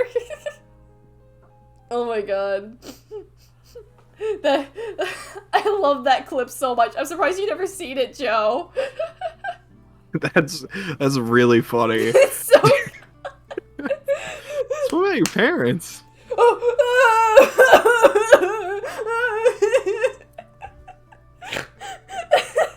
I can't get over. I like when I watched that the first time, I didn't even realize Mikey was hitting Donnie with the tissue box. I didn't even realize that the first time.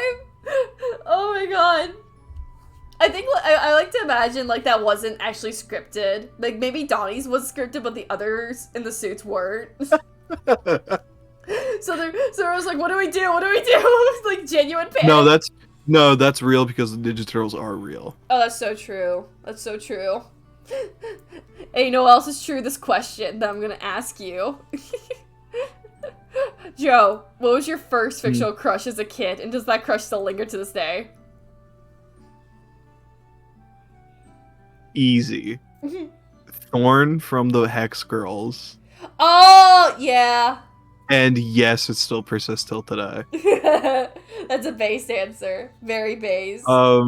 It's like that one meme. I don't know if you've seen it, but it's like I blame Scooby-Doo for my taste in women and my taste in music. Uh-huh. Just from those like two 90s movies of Zombie Island and Witch's Cauldron. Mm.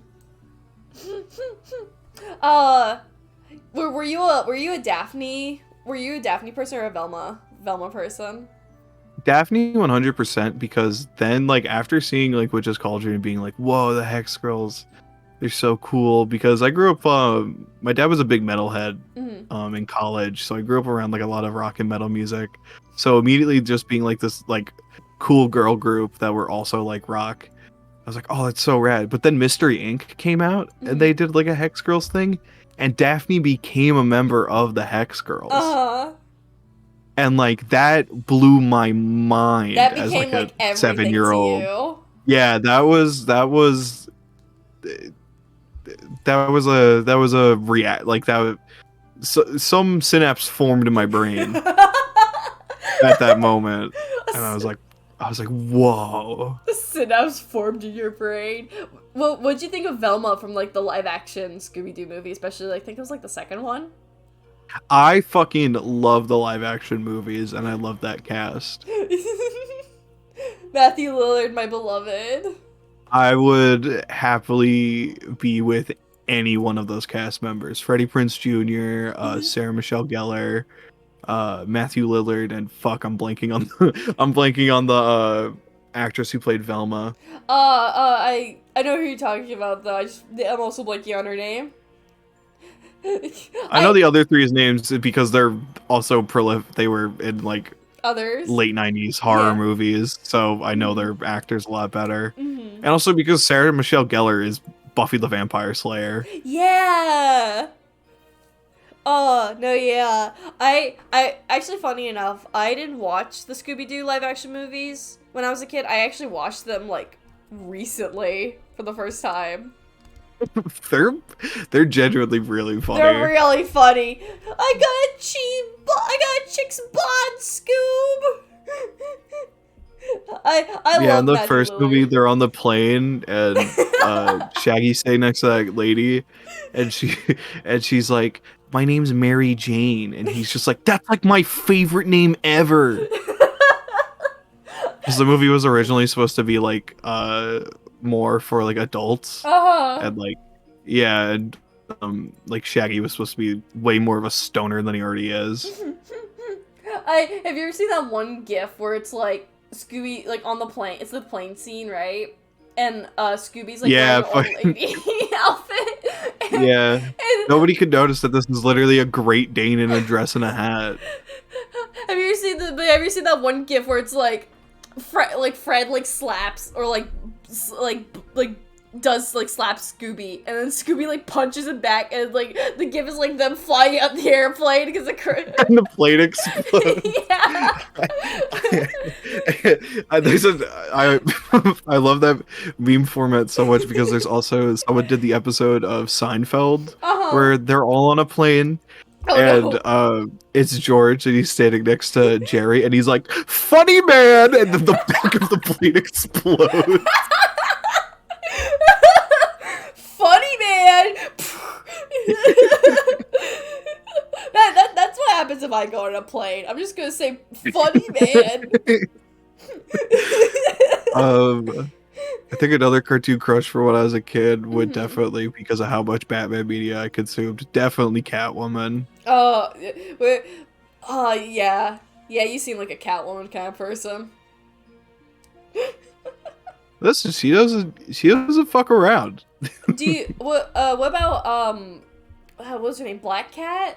Like she's the one with the fluffy hair. Yeah, from Spider-Man. Yeah, does she do anything to you? She scratches the same itch. She scratches that same itch. Yeah, definitely. Over the years of consuming media, like femme fatales have been some of my favorites. Mm-hmm. That's fair. That's fair. Is there any recent fictional crushes that have bloomed? Definitely watching and reading Dungeon Meshi. I'm a big fan of Marcel and Phelan. I love Chilchuck. I love Chilchuck from. Chilchuck just being like a middle-aged father is really funny. It is. Like Chilchuck made me really like I think Chilchuck solidified my love for like short kings. You would be a what does that mean, Peanut? Hold on. You can't. Don't let her judge you because some of her favorite Dungeon Meshi characters are the ones with like 2 lines. What, Peanut? I love Dungeon Meshi. It just makes sense. I love Marcel. Love how one of my favorite Dungeon Meshi characters shows up in 3 pages. Wait, who is it? Yeah, it's one of Kaburu's party members. Oh wait, is it? I don't know all their names by heart. Wait, who is it? Is it the dog? Yeah, because they barely show up. Is it the dog? Home the gnome. Oh, that guy. He had like a prominent. Yeah, the little scene. like cleric. He had a prominent part during Fallon's fight, but that's it. Damn, I feel bad for you, Peanut. Well, we're like after Phelan's fight. They all got bodied. Oh yeah. I don't. I thought Peanut liked Laos actually. I don't know how much. Yeah, other favorites are Laos and Mithrin. What was his name? Fuck. It's the bearded guy. What was his name again? Senshi? Senshi. Yeah, he's my dad. I don't know why I was forgetting his name, but Senshi. Yeah, he's my dad. Actually, I have a funny image to show you. That it's a screenshot from one of my DMs with my friend that I want to show you real quickly, Joe. I'm not gonna put it on stream, but I just really want to show Joe. Hold on, I'm gonna tell your dad to keep showing crotch shots. Wait. just a picture. Just a picture of Senshi sitting while something's cooking with the caption of "I love my dad," and then just "I want him." That's the same energy as like, "Hey, Mater, so glad to be back in Radiator Springs." I want you. What? What? Yeah, no, my friend really likes Senshi. Like, but I see Senshi as like my dad, so I'm just like, I want your dad, Tim. I'm just like, what? So, It's like the meme where it's like, "Hey, where your mom at?" Hey, where your mom at? I'm gonna move on to my next question. What sounds, smells, or images trigger your nostalgia? If you want me to like immediately like go into like talking about whatever interest from the time. If I hear the GameCube startup noise or like the PS2 startup noise or even the original Xbox startup noise, immediately sent back because I had all three of those growing up. So I heard that a ton, and I love that. I have the big chunky PS3 that can play PS1, 2, and 3 games. So when you put in a PS2 game, it does the PS2 startup noise, and it makes me happy every time. I occasionally want your dad too, Tim.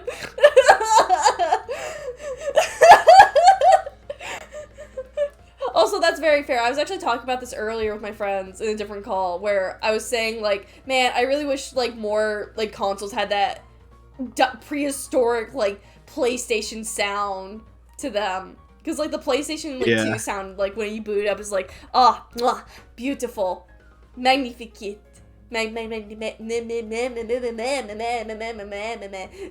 get what I mean? The PlayStation consoles have kind of kept it, but they're not like as iconic.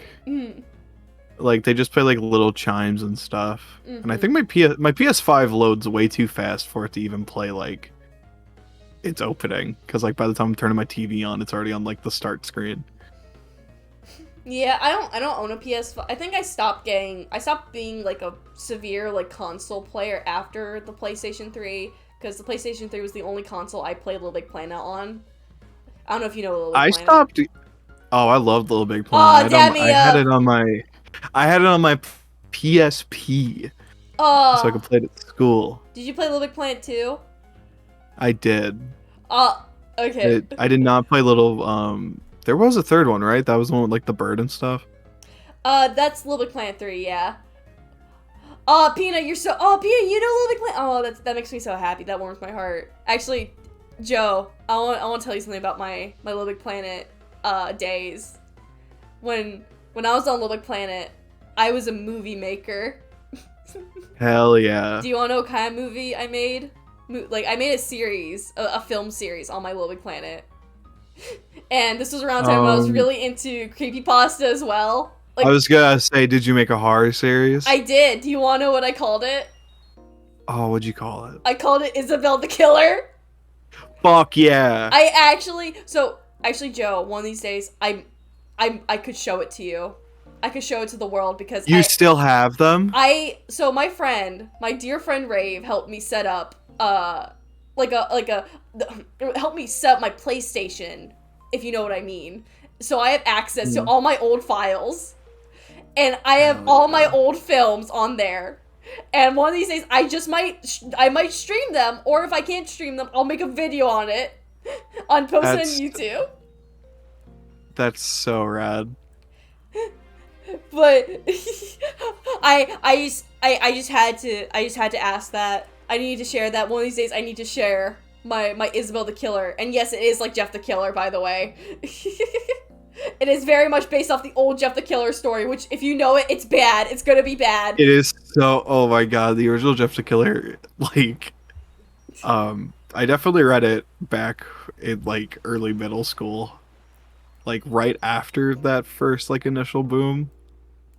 But, like, reliving it because I listened to Creepcast with Meat Canyon and Wendigoon. So, like, I'm getting a lot of news stories that I never read, but, like, some of the old ones that I used to read, like, Jeff the Killer is so much funnier than I remember it being. Because, like, even at the time, I was like, this kind of sucks. Like, I thought this was supposed to be a horror story. But it just sounds like a kid's, like, power fantasy against his bullies. I think the original story was made as, like, a joke, but the person behind the actual image of Jeff the Killer has, like... I actually have a screenshot of this, actually. I might be able to pull it up. He actually has lore of Jeff the Killer, actually. I wonder if I can find it. Recently, Creepcast did like a 3-in-1 special episode with like shorter stories. And I do not remember Ben Drowned having such like a really strong start. And I was like, I'm like, why did we clown on this so much? I'm like, this story's pretty good. And then it gets into like the last third, and I was like, okay, I remember why we clowned on this. That story fizzles out and like it crashes and burns. Mm-hmm. Like it goes from being like some like the feeling of like I'm sure we've all been there playing a video game, you get super immersed and like all you can see is the screen, like it feels like you're actually in the game. Mm-hmm. But and like yeah, that being scary because like he was feeling like everything was actually happening to him. It's like yeah, cool. That's a cool concept. A lot of people who've played video games understand that feeling. But then like the last third of that story being like, there's a ghost in my computer. What do I do, guys? There's a ghost in my computer. It's like I don't know. Turn off like the chat bot that you're talking to. And, like throw out your computer.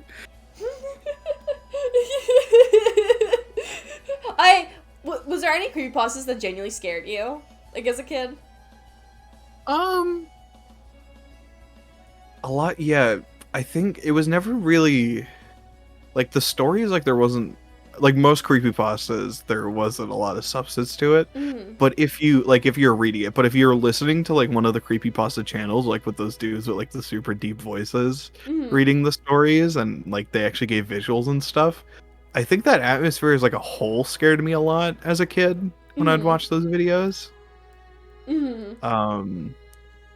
But there are like the cream of the crop, like the actually really good creepypastas, like your Barascas or Pen Pals, like those are genuinely like Baraska and Pen Pal specifically, because I revisited those with Creepcast.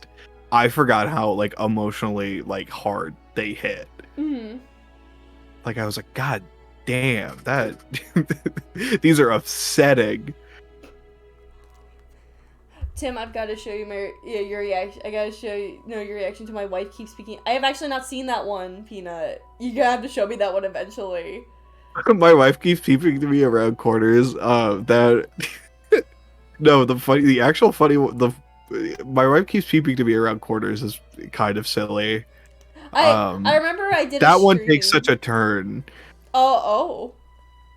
Yeah, like it starts out as like this vaguely like, okay, this is kind of a creepy concept, but it doesn't really go anywhere. And then towards the end, it gets so goofy. The one that's even goofier is the thing in the basement is getting better at mimicking people. Oh. Because that one starts off pretty strong, but it markets itself wrong because you think you're getting a horror story, and the way it starts, it feels like an actual horror story. But then like the dialogue becomes like very like Marvel-esque, like stupid catchphrases and stuff. Like it's so stupid. Like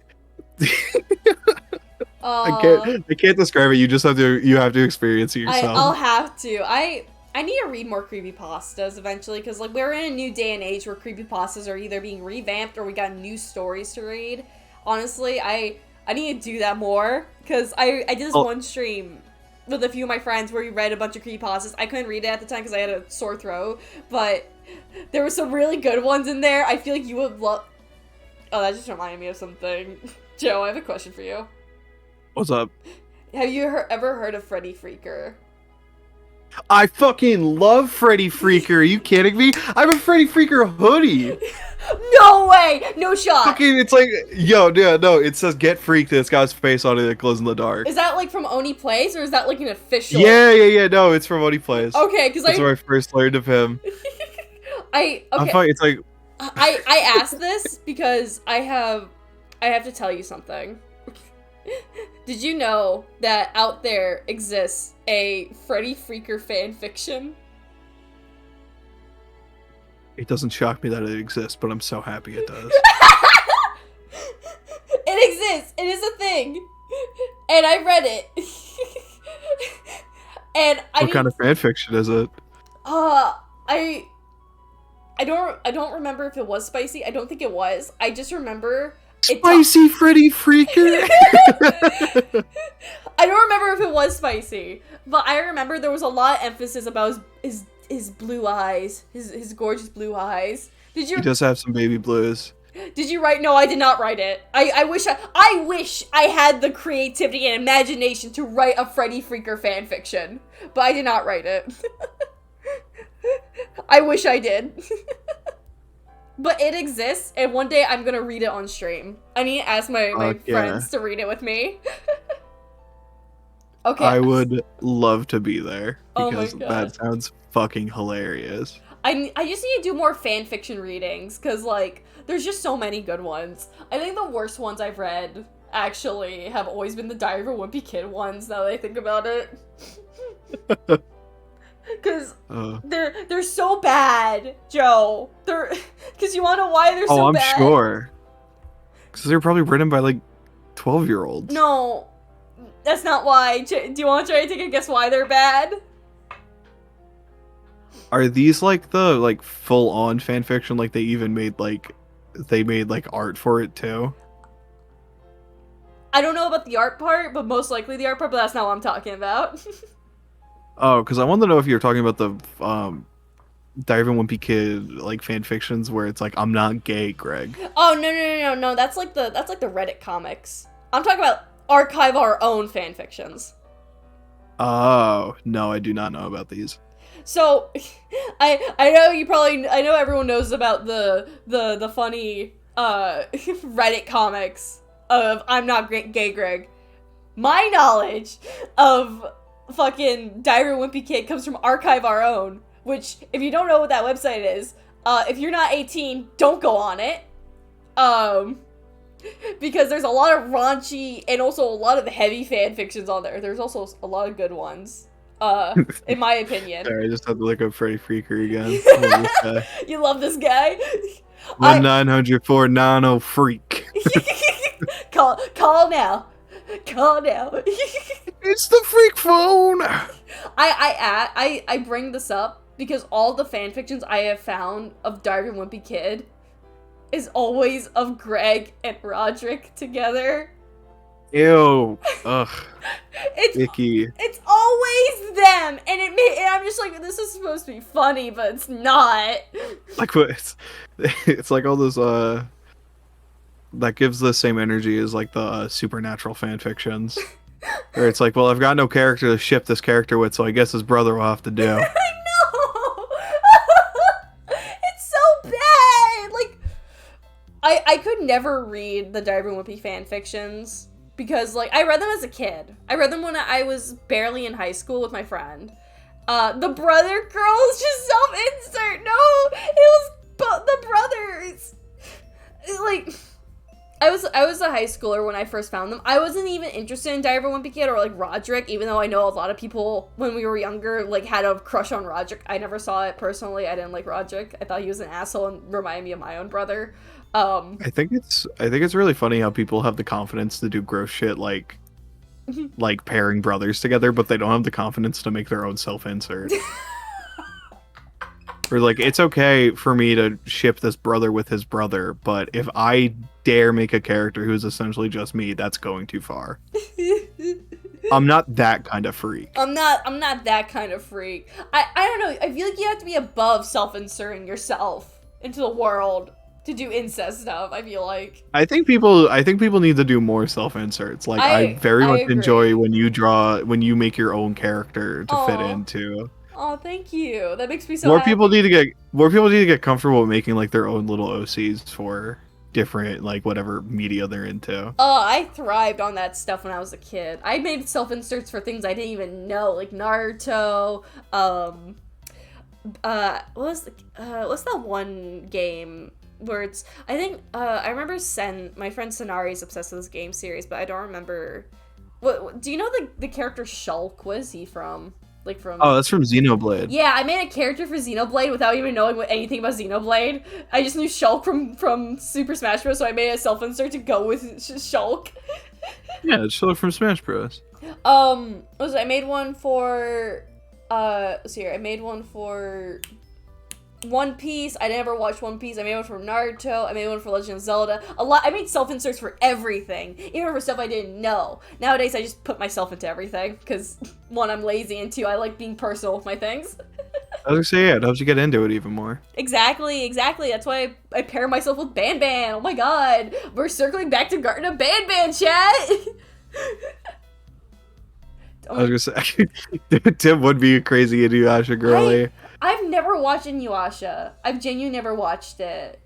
I've seen it. One of my friends tried to show me, I don't know if anyone else has like gone through this, but ever had those things where, like, oh, I'm not interested in the show. Let me show you a character you might simp for then to get you interested in the show. Because that's what my friends do to me all the time. It's like, oh, it's like if I'm not interested, then they'll try to like trap me into liking a character to make me watch the show. Because funny enough, that's what happened with Dragon Ball. I think it's really funny that you fell for Vegeta.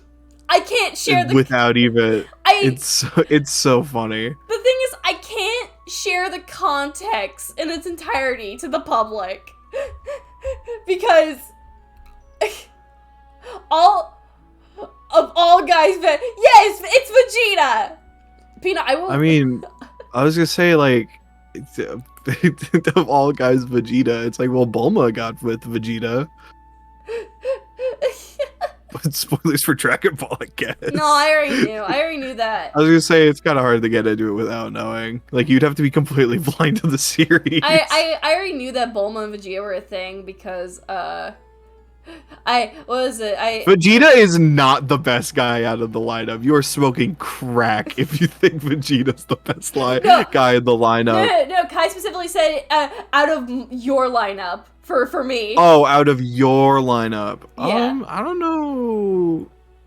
Bro, Yamcha's right there. Yamcha's sweet. No. Yamcha's sweet, but Yamcha's also a dork.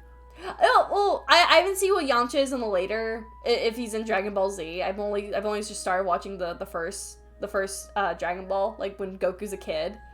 I fucking love OG Dragon Ball so much. I don't know who 10 is! Who's 10? I don't know who 10 is. First off, not 10, TN. There's an I there.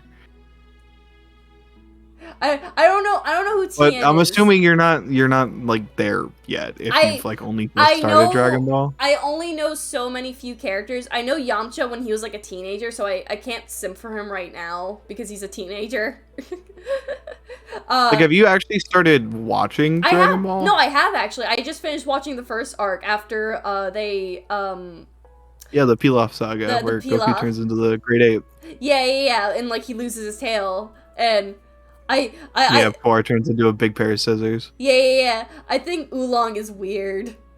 Oolong is weird, but also he's 9 years old. No, that's what makes it weird. That makes it weird. That's why it makes it weird because he's like a 9-year-old who's like a full-grown man and acts like a full-grown man, but he's like 9. You know, I was gonna say you're skipping arcs. Zeno said Red Ribbon Army, let's go. That's not the next arc. The next arc is the little mini training arc. Yes, with and then the first Budokai Tenkaichi. Yay. That's why I tried to do Oolong voice in that Danganronpa 2. Oh my god, is that what you did? No, it's not it's Tenkaichi Budokai. Budokai Tenkaichi is the video games. No, I'm literally starting from like the beginning of Dragon Ball. Like I just finished the first arc with. But starting from OG Dragon Ball is the correct way to watch it. That's what everyone was telling me. I just finally look. My love for Vegeta is the reason why. I also want to admit. I just want to admit before everyone starts killing me for liking Vegeta. Oh, excuse me. I'm not gonna kill you for liking Vegeta. Vegeta's got a fantastic character. No, everyone else in chat is like, why do you like Vegeta? Especially I see Peanut. I see you, Peanut. No, like picking Vegeta, like if you have like the whole lineup of like Dragon Ball characters available to you, picking Vegeta out of that lineup is like, kind of crazy, but it's not like invalid. Like I like Vegeta. He's a rad character. He's got a super cool story. I also like Beerus. I think he's hot. Wow, that's very funny. I like Beerus. I really like that the memes where it's like, it seems like you're my friend. I really like my friends. Whis, get the friend maker. And then it's like wholesome music. Yeah, fucking Beerus. I mean, I don't know what context you've seen of Beerus. I just know that Beerus is a god, and he has Whis, and he kicks the shit out of like Goku and Vegeta like a lot, and also he slapped Bulma once. I know that. Yeah. I don't know much of. I know he's a brother named Champa too. I only know Beerus because when I was a kid, my friend, who was also really into Dragon Ball, really likes this wolf guy that was in Dragon Ball. I don't remember his name, but I just remember he's like a wolf with a red scarf. That's. Whis. I know. No, I know that character. I know that character. He's a member of the Trio de Danger from the Tournament of Power. Yeah, I don't know his name though. But I think Basil's his brother. I don't know the character. But I do know who you're talking about. Yeah, him. Bergamo, yeah. Yeah, I have a friend that likes him, and when I was a kid, I'd only like furry characters. I didn't like human characters like at all. I think my one exception was like Tadashi from like Big Hero 6, but he died. Yeah, and then he fucking exploded. Yeah, so my main crushes as a kid was like all furries. Like I like Jake from SWAT Cats. Sajin from Bleach. Yo, SWAT Cats is a deep cut. Fuck yeah. I love SWAT Cats so much. I actually have all the DVDs. I love SWAT Cats so much. I was gonna say there can't be that many. There's only like 2 seasons. Which is like 5. It's like 5 DVD. I think it's 5 or 6. But yeah, I'm so sad it's gone. But I love SWAT Cats. They've been talking a lot in the background actually about bringing it back. Like as a reboot? Yeah, but that's been a conversation for like a decade at this point. Yeah, but I got some hope. But yeah, Jake. To be fair, those whispers can become real things because I remember like the talk about Space Jam 2 with LeBron James. That was a conversation back when I was in 5th grade and didn't come out until like my last year of high school. It can happen. It can absolutely happen. Oh my god. It could 100% happen. Peanut knows SWAT Cats. Oh my god. But no, yeah, I liked Razor/Jake from SWAT Cats. I liked Sajin from Bleach. Oh wait, no, there was another human character that was an exception. That was Saitama from One Punch Man when it first released, like in 2014. Saitama's a very funny crush. I love Saitama. He's just a guy, but like he has superpowers. But he's just trying to live his life, dude. No, he doesn't have superpowers. That's all complete natural strength. Well, like okay, I say superpowers like that. That's like his power. That's what I meant. But, like, he was, like, the one... there was a lot of... Mewtwo was a big furry crush. Mewtwo was a very big furry crush of mine. But, no, yeah, around the time when I had all these furry crushes as a kid, my friend, who liked this wolf guy, was like, oh, Tim, there's, like, this cat guy you might like. And I was like, I like cats, and I like guys. So, they showed me Beerus, and I'm just like... Alright, checking off both boxes. Those are the only 2 boxes you need. If you're a cat and a guy, you win. But, yeah, and that's why I started liking Beerus, because he's a cat guy. It's simply because of that. But then, as I grew up, I'm like, yeah, I still like Beerus. But I have a deeper reason why I like Vegeta a little bit more. I don't know Beerus at all. I can share a little bit why I like Vegeta, but I can't go in depth on stream. I can tell you in Peanut after stream, though. Okay. I had a dream where I ran into Vegeta, essentially. I know exactly where this is going.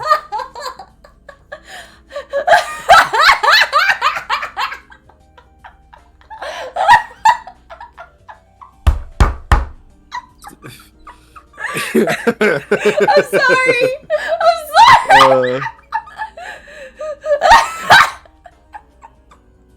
Just you cutting up. You're just like, I know exactly where this is going.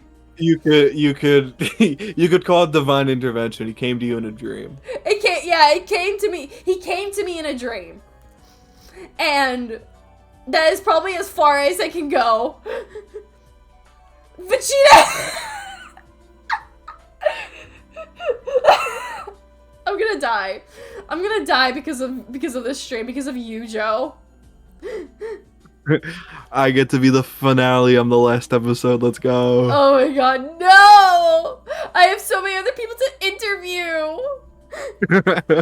Oh my god. But yeah, that's all I can say. I had a dream where Vegeta was in it. Fill the blanks up with your creative minds. I don't know, but after that dream, I was like, oh, Vegeta.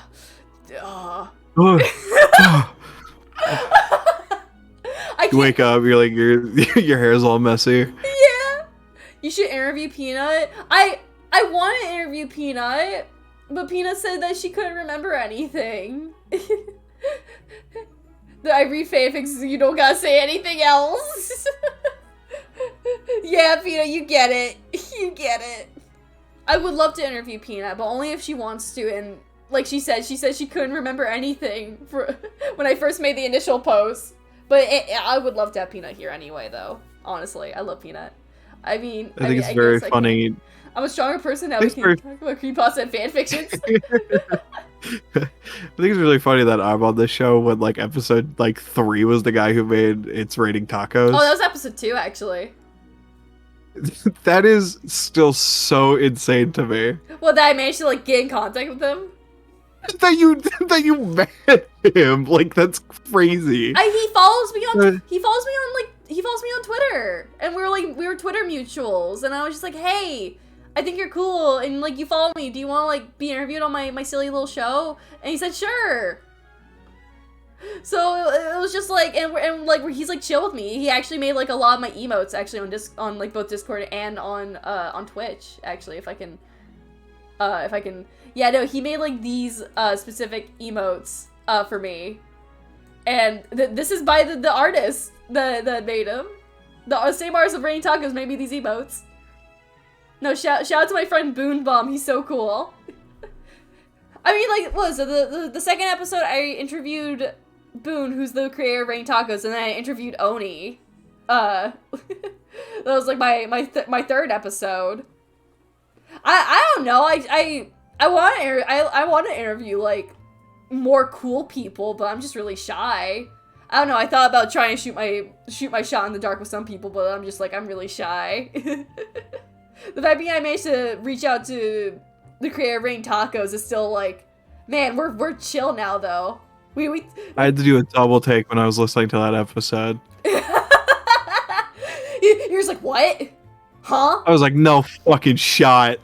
And they started talking about it more. And I was like, what? Yeah, no, he's Joe. He's in my Discord server. I don't know if you know that. Joe, are you in my Discord server? Because you should join it. Like Stream Elements just advertised it, but only if you're 16 plus. Oh wow, Stream Elements just that's crazy. Wow. Oh, 16 plus. I don't know if I'll be able to join. Yeah, Joe, you're like 3. Yeah, I'm like 4. That's like, cool. You're like 4. Your birthday was yesterday. You're 4 now. You should get the famous. Yeah, I was actually just born. You were just born. You're still in the womb, actually. You're not. I'm not interviewing you. I'm interviewing like your mom through the womb. I've got there's a set of headphones over her stomach. I've got like a little podcast set up. Yeah. But I'm surprised you're not in my Discord server. Get in my Discord server, Joe. If you I was gonna say I'm very bad at joining Discord server. well, join my Discord server. The link is in the chat. Okay. Yes, I'm yelling at me. Oh, I'm an idiot. I'm sorry, Tim. I can give you connections later. What connections?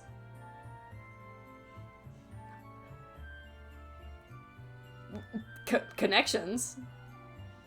Scratch his head. Yeah. Only if you want to, Peanut. All the connections. Am I gonna get good internet connection? Because I would love that. What does nostalgia mean to you? I don't know. I haven't gone through it yet. Oh no, we're playing the fucking Inside Out 2 where nostalgia finally comes in. It's like, you're not supposed to come in now, nostalgia. Oh my god. Oh, I love everyone here. Oh my goodness. Joe, I'm gonna move on to the next question. Let's chill with you. Yippee! So, do you think nostalgia or having nostalgia is a weakness or empowering as we grow up? A little bit of both. Mm-hmm. I'd say, nostalgia can be really great for like inspiring you whenever you're coming up and like creating your like own stuff. Mm-hmm. And like, you know, it's like the mostly positive feeling of like looking back on stuff fondly. Like, yeah, it can be really empowering being like, yeah, I used to love this stuff. I want to make more of it. Mm-hmm. Like, that's great. It can be debilitating when you've got things like Disney adults. Oh, who are like, I have to shill all money I ever make to this giant corporation. Mm. Like that's not good. Like, guys, those billion-dollar corporations don't care about you. They only care about your money. They only care about your money. The ghost of Walt Disney isn't gonna appear to you because you dressed up as Tinkerbell when you went to the Disney park and got kicked out. Also, Egg, what are you talking about? I don't, what? What's the Norm episode? I'm thinking about two things. I'm like reading the chat as we're going through and I'm just seeing what Egg said. I don't know what the Norm episode is. But, no, yeah, Disney adults. I see them, like, all over TikTok, and, like, they look like they're having fun, right? But then there's just, like, some that are just, like, you are actually being kind of a nuisance to everyone else right now. Yeah, like, there's that thing, like, they're okay, you're, like, allowed to like Disney. I mean, I Right. think it's a little unhealthy to the extent that most of them like Disney. But, like, it's so weird how deep they get into it, where it's, like the joke I made about someone dressing up as Tinkerbell getting kicked out, like, that's a real story, because she straight up just dressed, like, full cosplay for Tinkerbell, and she got kicked out because it's like, yeah, people want to take pictures of you. You're not because they being think paid. you think you're the character. Yeah, and, like, not getting Which is anything. taking money away from the actual, like, character who's there to work. Also, Joe, I checked on Twitter and I just saw the quote retweet you said. What? Oh, I was sick my horn on you. I'm gonna stick my coven on you. I just think it's really funny the way you said that. I'll sick my horn on you. Yeah. That's really good. I just want to say that. But, no, yeah, like, or also, like, Disney adults that, like, to the point that they have you ever seen, like, Disney adults, like, throw tantrums when, like, similarly they have, like, a child when, like, something is not correct or right at Disney? Like, Yeah, it's like, this is not the magical experience I experienced last time! I don't know what jobs they're working where they can visit Disneyland multiple times in a year. Yeah. Like, I haven't been to Disneyland since I was 4 years old. I haven't been to Disneyland since I want to say I was 12 or 13. Wait, what? Oh my god, Peanut, what did you do? I didn't even read it! Peanut! I didn't even get... Did you see what they put, Joe? No, I was into the Discord. Oh my god! Man, Peanut probably... Don't worry about... Okay. Okay. Alright. But that's actually a really good comparison of, like, a negative impact for, like, nostalgia affecting people. Cause, like, that is, like... No, that I can't explain it. That's, like, actually, like, genuinely, like... You're letting your childhood kind of, like, overcome you, almost. Like, you're... And, like... Like, any extent to that, like, any adult where you know that the primary audience is for kids, like, it's really weird when the adults get, like they decide to gatekeep and stuff, like Star Wars adults, where they're just like, yeah, these, I'm gonna buy out, like, whole stores worth of toys for my collection. For me. I mean, I can't say anything, like... I can't say anything, like, anything too much about it, because, like, I feel like if I was in their shoes for something I was really hyperfixated about, I wouldn't go to so far as that extent, as, like, obsessive, but, like, I would go out my way to go buy a bunch of things of something I like, you know?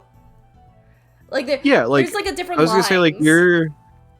you're buying stuff that you used to like that's out of nostalgia, but also, like, those aren't, like, available anymore. like, and you said you weren't really into like the current stuff for like Monster High and stuff. No. But like Star Wars adults are like every new drop, like people are sitting like waiting out Targets and checking like every week for new shipments and stuff.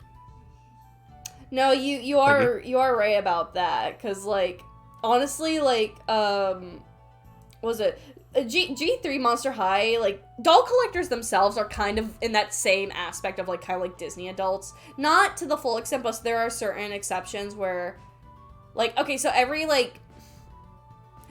little while we'll get like a new Monster High character for like G3, right? Like, or like a new doll line for G3 Monster High, and immediately it will all just be gone, like on the Amazon website. Like it'll just be all sold out because, oh, excuse me, like all the adult doll collectors are immediately like grabbing that immediately. And it's like some people just buy a bunch of them, and it's just like, well, that's just kind of lame. There's nothing left for me now. it kind of, every time I talk about doll collectors, I always think of that one episode from Dexter's Laboratory where it's like doll convention. Do you know what I'm talking about? Yeah. Don't remove from box. No! I always worry that people will think like, I don't want to grow up into that. I don't want people to think of me like that when I say I collect dolls. Because, like, I'm actually a few people who, like, I take my dolls out of the box and I put them on display because, like, I have, like, 2 exceptions for, like, 2 dolls, like, actually, no, I have, like, 4 exceptions, actually. I lied. I have 4 exceptions to, like, some dolls on my shelf that are, like, in boxes. One of them just looks really nice on the shelf. The other one, like, the one looks good, like, I think it was either, like, 2 of them looks good in box. The other one's got signed by the voice actor, so I can't take it out of the box. And then the 4th one is just like, I just want one in box. That's pretty sick. No, again, full money of a baby on my shelf right now.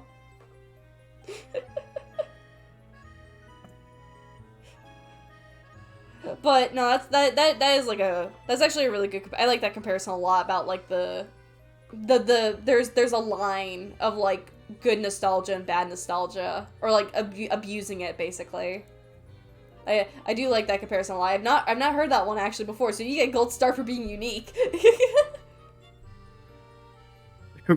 Really? No one cited Disney adults? No, or, no, like, no one's rabid toy collectors? No one cited that before. Also, hi, first time check code void 0 Really? times 25. Welcome. No, I've always had like very mixed answers. I think I've ever had one no, like no nostalgia, like no, yes, nostalgia is a weakness. I've ever had one answer like that, and the rest have all been like either full-blown yeses or like kind of like a mixed bag, but they always reference like, oh, it can hinder yourself if you're stuck in the past or stuff, which is kind of like the same thing as like I guess Disney adults or like toy collectors, because they are essentially like stuck in the past, you know, because like, oh, I love these as a kid, and now it's a part of my life forever and ever and ever and ever and ever and ever. That's like their whole personality, versus someone who's like, yeah, I bought this as a kid and I still love them, and I buy them, but I have like a job and like 3 kids, you know. There's like a separation between that.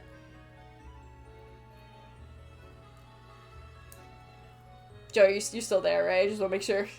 Yeah. Okay. I'm just listening. Okay. I always get worried when like people get quiet. I'm just like, oh no, did I disconnect? Because now I just never know nowadays because fuck Discord. But no, I do like that answer a lot for that. Well, it's also like these big companies want to like, they want to take advantage of that nostalgia to get you to spend more money on them. Oh, no, that's true. No, that's absolutely true. Because, like, Mattel, I feel like Mattel's a very big offender of that. Because, like, I feel like ever since the... Oh, I'm gonna sneeze, hold on. Oh, never mind, it went away. Damn it. I feel like Mattel's a very big offender of that, because ever since the Barbie movie released, I think it was, like, 2 years, last year, 2 years ago, a lot of Mattel really abused the idea of nostalgia with the that movie, because they released a bunch of dolls with that movie, but they were like collector dolls, which were all like $50 to $70. Some of them, one of them was like $100 or more. And like, again, like there's like other companies that abuse that power. It's still Mattel, actually, because with Monster High they do that exact same thing where they make reproductions of a lot of the Monster High dolls, like from Generation 1, I mean. And but when they're selling it, it's like for so much money than you would have bought it as a kid. Like the original doll you would buy as a child back in 2010, you would have paid like $24, maybe $15, right? Doesn't seem that bad, right? But now when I see the collector dolls, the quote-unquote collector dolls that are reproductions of the original dolls from 2010, it's like $50 to $60, and it's like, what are you doing, Mattel? I see you, what are you snake. Well, yeah, because they realize that's how much people are willing to pay. And it's sad. It's so sad. Like, this is abuse. This is abuse of my money. No, it is. It's really gross, like, very predatory, like, business tactics. It really is. But I'm gonna go on to my next question for you now. I've been into UTDR for more than 8 years. Does that even count? Again, Mars, it kind of goes into how you take that obsession, that childhood obsession, basically. I guess more or less not take that obsession. How do you take that love for that piece of childhood, like experience or material, and whether that grows into something beautiful or turns into like an obsession, if that makes sense. Because, like, that's kind of where nostalgia kind of becomes negative, where if you let something from your past consume you in its entirety, it can really just kind of, like kind of almost fuck you up. Like, let's, like take example for someone who's, like, really into Pokemon from, like, as a kid into adulthood. Like, someone who grew up with Pokemon who's like, oh, I love Pokemon to this day still. And, like, I buy, like, a lot of the toys and, like, the games still to this day. But it's, like, a healthy part of my life, you know? I talk about Pokemon, I know about Pokemon, people know me for liking Pokemon, but I'm also known for other things, too, and all that. But then there are people who make Pokemon their entire life. And that's kind of like what some shows like My Strange Addiction existed, because there's some people who just literally made that childhood obsession their entire life. Have you seen that show before, Joe? My Strange Addiction? Yeah, but all the My Strange Addiction episodes I've seen is like, I like to eat sand. The ones I've seen specifically that I think would be a perfect reference to this would be, there's someone who had a giant obsession with Pac-Man. Funny enough, Teenage Mutant Ninja Turtles. Oh, wait, I know the Pac-Man guy. Yeah, the Pac-Man guy. I've seen that clip. That's a classic. Yeah, the Pac-Man, someone who's obsessed with Pac-Man, someone who's obsessed with Teenage Mutant Ninja Turtles, and I've even seen someone who's really obsessed with Peter Pan, actually. And all these obsessions stem from their childhood, but it got to the point where it kind of consumed their life, being that they only got known for that of their entire life, and made that, and go out of their way to make it their life. That kind of the same thing with, like, Disney adults, you know? They somehow go to Disneyland every day, burning money in their pockets, and kind of almost, like, I wouldn't say ruining everyone else's experience, unless there are Disney adults who do that, then yeah. But there's also people who just, like, there's just people who take it too far, honestly. I get it. Inspired me to make art into developing games, so I don't think it's bad. No, not at all. Again, there's different ways you can make something from your childhood into something beautiful into your life, or letting it consume you. There's a very big difference with that. Like, if you were making, like, games of nothing but, like, Pokemon, then that's different. Like, if you, like, your entire wall is filled with nothing but Pokemon, and your bed sheets are Pokemon, and your toothbrush is Pokemon, and your wife is Pokemon. That's and what leave my Pokemon bed sheets and my Pokemon wife out of this.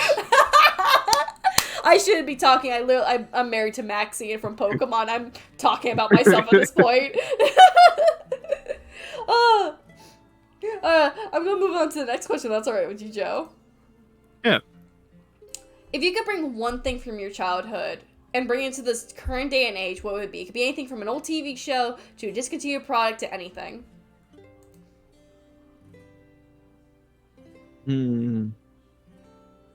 That is a really good question. Mm-hmm. It could be anything, Joe. Something I want to bring back. The weird thing is, like, a lot of stuff from when I was a kid has been brought back in one way or another. Like, a bunch of games from when I was a kid have gotten like remakes or remasters. A lot of shows that I liked have gotten like reboots. Mm. I think if I had to bring something back, I don't know. Like I touched on it earlier when I was talking about things that I think could be good for like kids nowadays with like shows that don't treat them like idiots. Mm-hmm. Like I think that could be I think that could be really like media for kids and stuff that like don't treat them like idiots, like something, you know, Right. that actually was like, because kids, I feel like a lot of people say this, but kids are a lot smarter than we give them credit for. No, absolutely, I agree with that. Like, so not just kind of promoting like this really kind of like brain dead entertainment. Like, not kids don't want bright colors and all that. Like, when they want some people just want, like, some kids just want like a good show, you know. Like kids very quickly grow out of the so in this video I'm gonna build a secret base in my basement where I can play video games and eat candy. Like kids very quickly grow out of that idea because like it's that weird thing of like when you're young you really want to grow up, Mm-hmm. but when you're finally grown up you wish you were a kid again. Yeah. No, I feel like a lot of us as kids probably go through that, honestly, because I went through that when I was growing up. Did you ever have that phase where, like, when you're like a preteen, not a teenager, a preteen, like from the ages from 12 to 13, and like you're just like, man, I don't want these baby toys anymore because I'm turning into like a grown up, so I'm gonna throw away all my baby toys because I'm not a baby. You ever had that before? I was never into like throwing like my stuff out. I was never like, because a lot of like stuff like old toys and stuff had like sentimental value, so I wasn't a huge fan of throwing them away. Mm-hmm. But like whenever I would have that kind of feeling like parents would want to get me something, Mm-hmm. and it would be like kind of that stuff that I wasn't a big fan of like at that moment in time, where I'd just be like, it's like thanks, but I don't really like this anymore. Like I'm in the new stuff. I'm in the cooler stuff. Mm-hmm. No, there was definitely a time and place where like Mm-hmm. you kind of get that like that early like 10 to 12 like preteen era where you start getting a little like self-conscious about the things you like. Yeah. So like I would never stop liking them, but I'd be like, that's when I became a lot more like private about liking stuff. Mm-hmm. Like I wouldn't wear my interest on my sleeves. Mm-hmm. Some people just never hit them, and they were not shy about their interests. Mm-hmm. Which, I mean, power to them, but also like all right, dude, chill. Am I that with Ban Ban? Do I need to chill about Ban Ban? No, I'm saying like the people in school that like wore their anime wigs. Like, Oh my it's like, God. dog, it's cool that you like anime, but like time and place. Oh, Joe, you say that, and I went to an art school for my high school years, like a liberal art school. Hell yeah. That was filled with Tumblr kids. You have no idea how many kids I seen wearing anime wigs. I literally had one girl come to my school, come in dressed up as Miku some days. But part of me is like, fuck yeah, self-expression. The other part of me is like, dude, I went to high school in like sweatpants and like skate shoes that were falling apart. Uh-huh. Like, I went to white trash high school. Honestly, I which wish was I would've funny done that. because like which was funny because like the thing is like I was like of course I knew about this stuff, but I wasn't like super public about it. Like I wasn't Yeah. like yelling my favorite anime terms or Mm-hmm. like wearing bright colorful outfits. Like I very quickly like after middle school grew out of wearing like a t-shirt with a bunch of anime characters on it. Like I knew someone who had a hoodie that had like all the Pokemon on it. Mm-hmm. And it was just like this big bright thing. And I was like, well, first off, that's a really ugly hoodie. Second off, like, dude,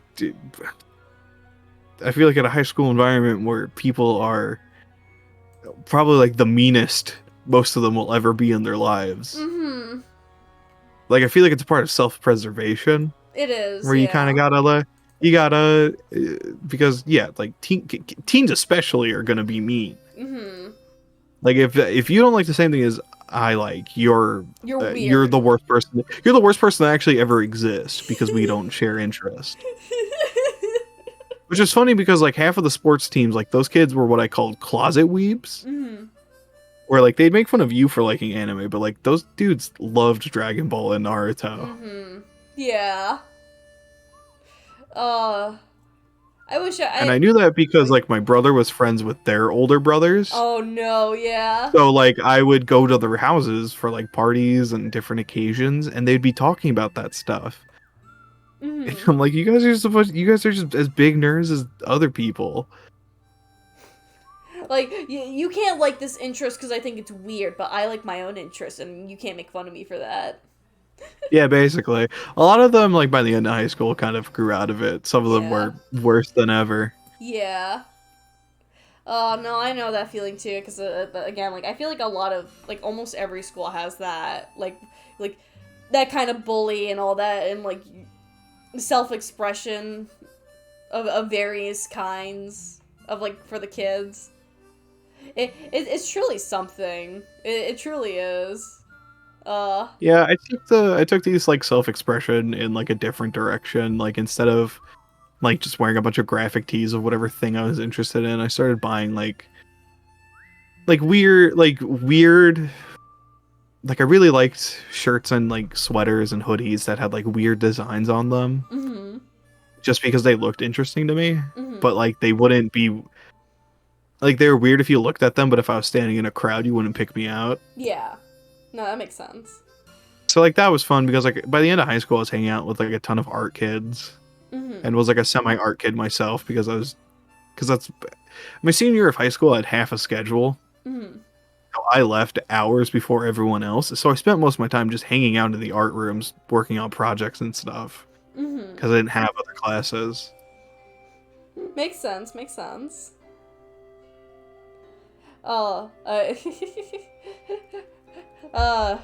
High school. I graduated like 2021, I want to say. I feel like I shouldn't reminisce that much on it, honestly. Like, I also graduated 2021. oh no, wait, are we the same age? I think you're just a little bit older than me. Oh. Because I'm only 20 or 21, right? You're 20? Yeah. Listen, Joe, I'm gonna be so real. I thought you were at least like 26 or 27. I'm not gonna lie. I'm actually 35. I didn't know you. I legit thought you were older.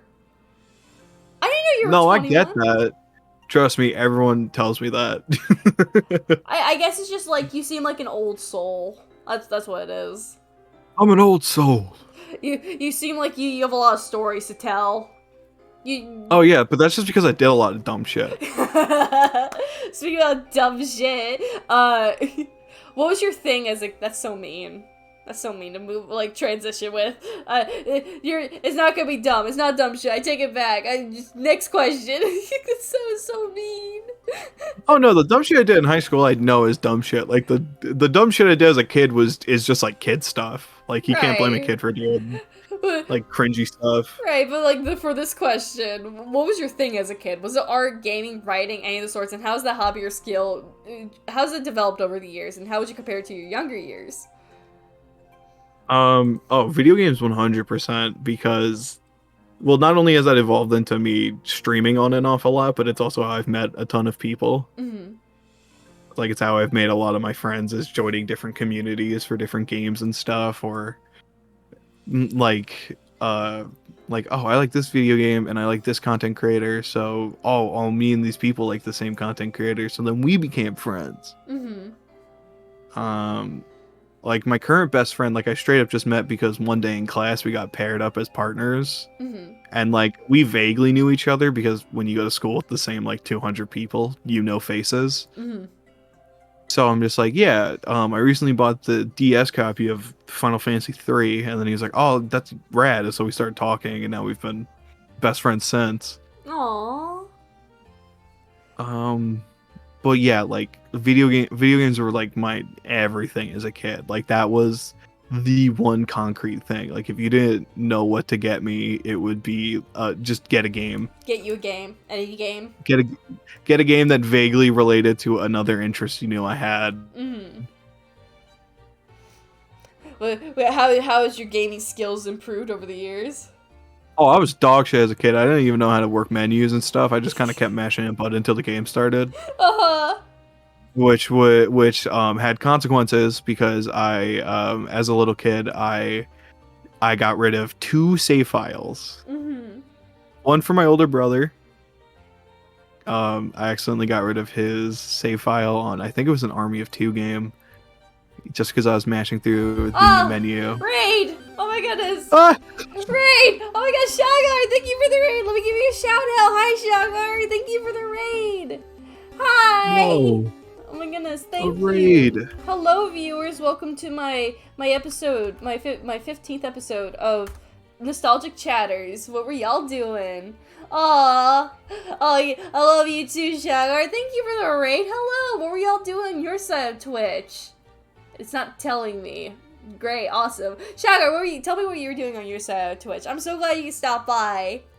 I was doing WWZ. What was WWZ? I don't know what that is. I hope you're having fun. How are you? Oh, I'm doing fine. I'm here with my good friend Joe, and we're reminiscing about the past. World War Z. Okay. Thank you for clarifying. No, thank you for the raid, Shagar. I appreciate it. And again, welcome, Shagar's viewers, to the podcast of Nostalgic Chatters with my good friend Joe. Say hi, Joe. Hello. You're welcome. Oh, Shagar, take what you need. Do what you gotta do to relax and like, go to the bathroom, get food, kick back, relax, go sleep if you need to. Go and take care of yourself. I appreciate you so much for the raid. Thank you. Oh, thank you. But yeah, so you were dog shit at games as a kid. Yeah, like the one of the biggest like a memory that is like on a family vacation, me and like my extended family, we rented a house down in Virginia Beach. Mm-hmm. And my cousin brought his Xbox 360 so that because the house that we rented had a giant theater room. Mm-hmm. So he plugged the Xbox into the big screen so that we could play. Mm-hmm. And I remember his copy of Saints Row 2. I just really wanted to get into the game, so I was just mindlessly mashing on the controller. And the way that game is set up, a new game is always at the start. Uh-huh. Like, is always at the top and not continue. So when I was just mindlessly mashing and not paying attention, I clicked new game. Oh no. And just deleted his save file. Oh no. Oh, did he kill you for that?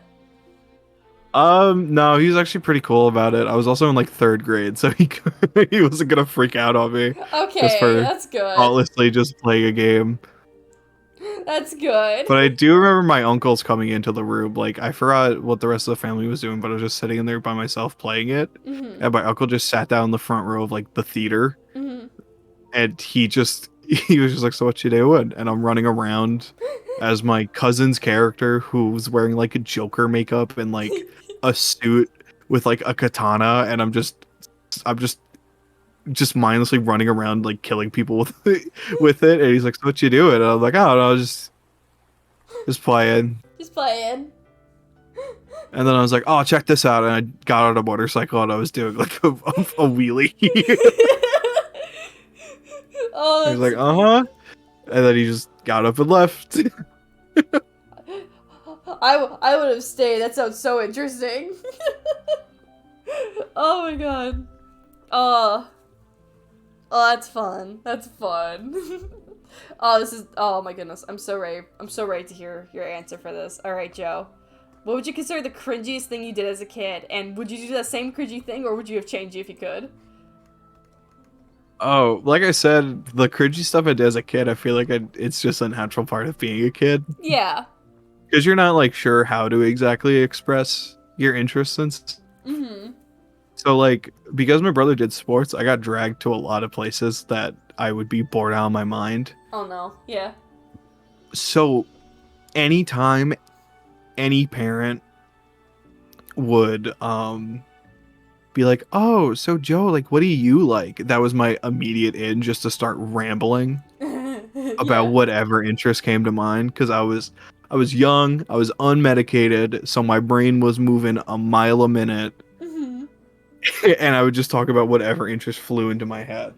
And that was at every single occasion. Like, it didn't matter baseball game, it didn't matter wrestling tournament, it didn't matter where I was. Whoever would lend an ear, I would talk it off. Uh-huh. And this was like the second I went into like I remember kindergarten, one of my, like, at the first parent teacher conference, which, you know, only takes place like a month into school. Yeah. My kindergarten teacher was like, "Your son, like, tries to out talk me." Out talk? Yeah, I guess I just wouldn't shut up. That was essentially what it was. I'm just imagining just it's had- like you out talk someone. Yeah, just I got so much to say, and I'm saying it all so fast. Did you ever say anything like out of pocket as a kid, or like say something like that you regretted as a kid? I don't know if I can't think of something I regret, but I remember, like, my dad would tell me stories, and as a kid, I wouldn't pick up on, like, the social The things social in the cues? story. Yeah. Yeah, the social cues about the story. Mhm. So he used to tell me about this dude who would just, like, weirdly hang out with his friend group that, like, none of them really knew, Mhm. but they weren't really gonna do much about it. Mhm. And the dude's name was Phil, so his friend group nicknamed him Freaky Phil. Oh no. And my dad would tell me that, and I'd be like, "That's so silly." And then one day, me and my dad are walking, because, like, there's, like, a local, like, carnival, Aw. and we pass Phil on the street, and I'm like, "Hi, Freaky Phil." Oh my I say it God. to him, and my dad's like, "Oh my god." Do you remember how Phil reacted? I think he just waved because my dad was just like, "Hey, Phil." Oh my god. Hey, Freaky Phil, just so casually. Yeah, because I didn't know that was something that they said behind his back. I just thought that was his nickname. That's amazing. Oh my god, I can't. Oh my god. Oh. You know that's just accurate, yeah.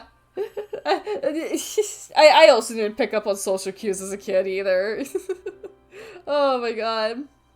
Well, also because, like, it was like I was like 5 or 6. Yeah. But also, like, it's a story that, like, my dad's telling me. So I'm just like, well, there can't be anything wrong with whatever my dad's telling me. Yeah. So, like, this has to be okay to say. Mhm.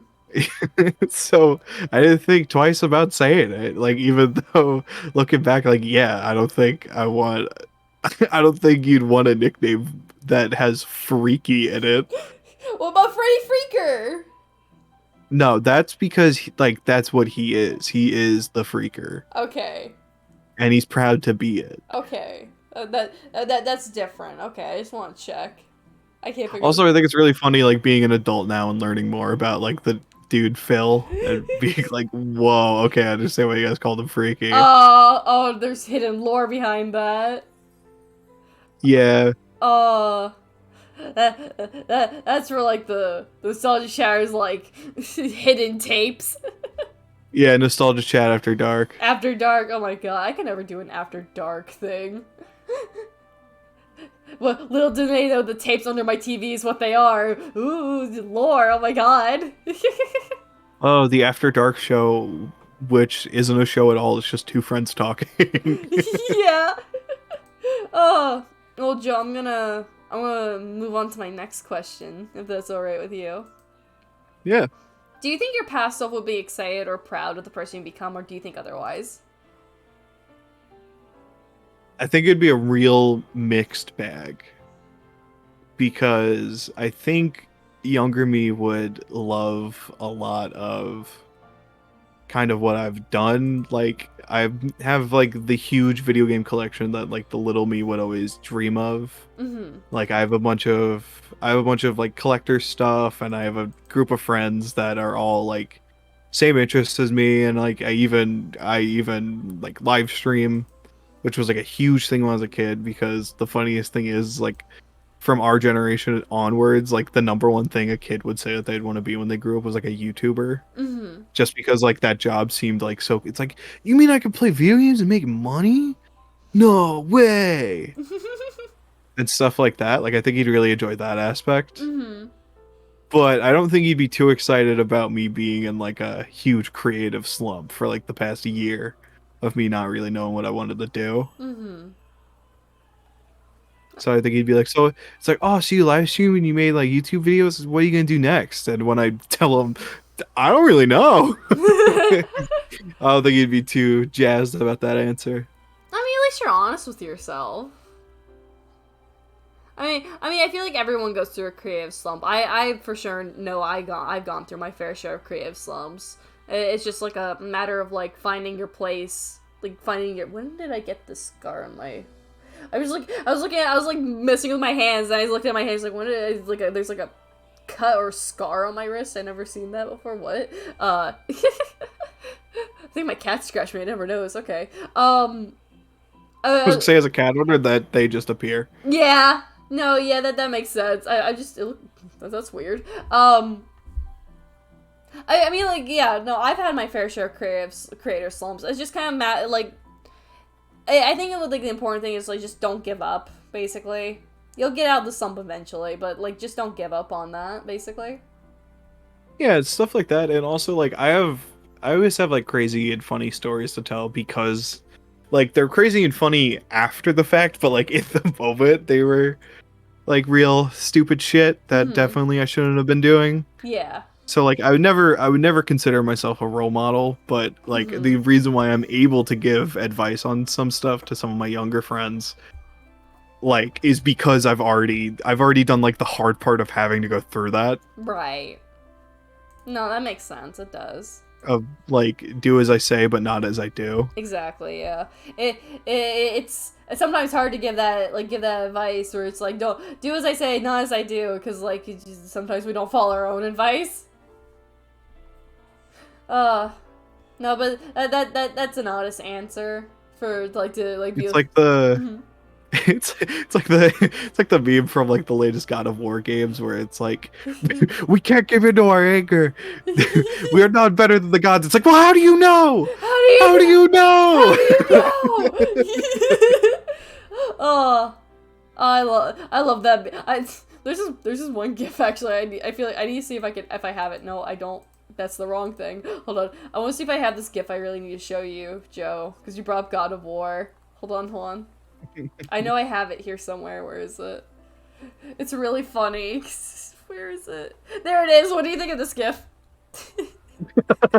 I knew it. Oh my god, that opening fight scene is so memeable. I saw a whole video where it was that fight, but it was modded that Balder in that scene was instead Freddy Fazbear.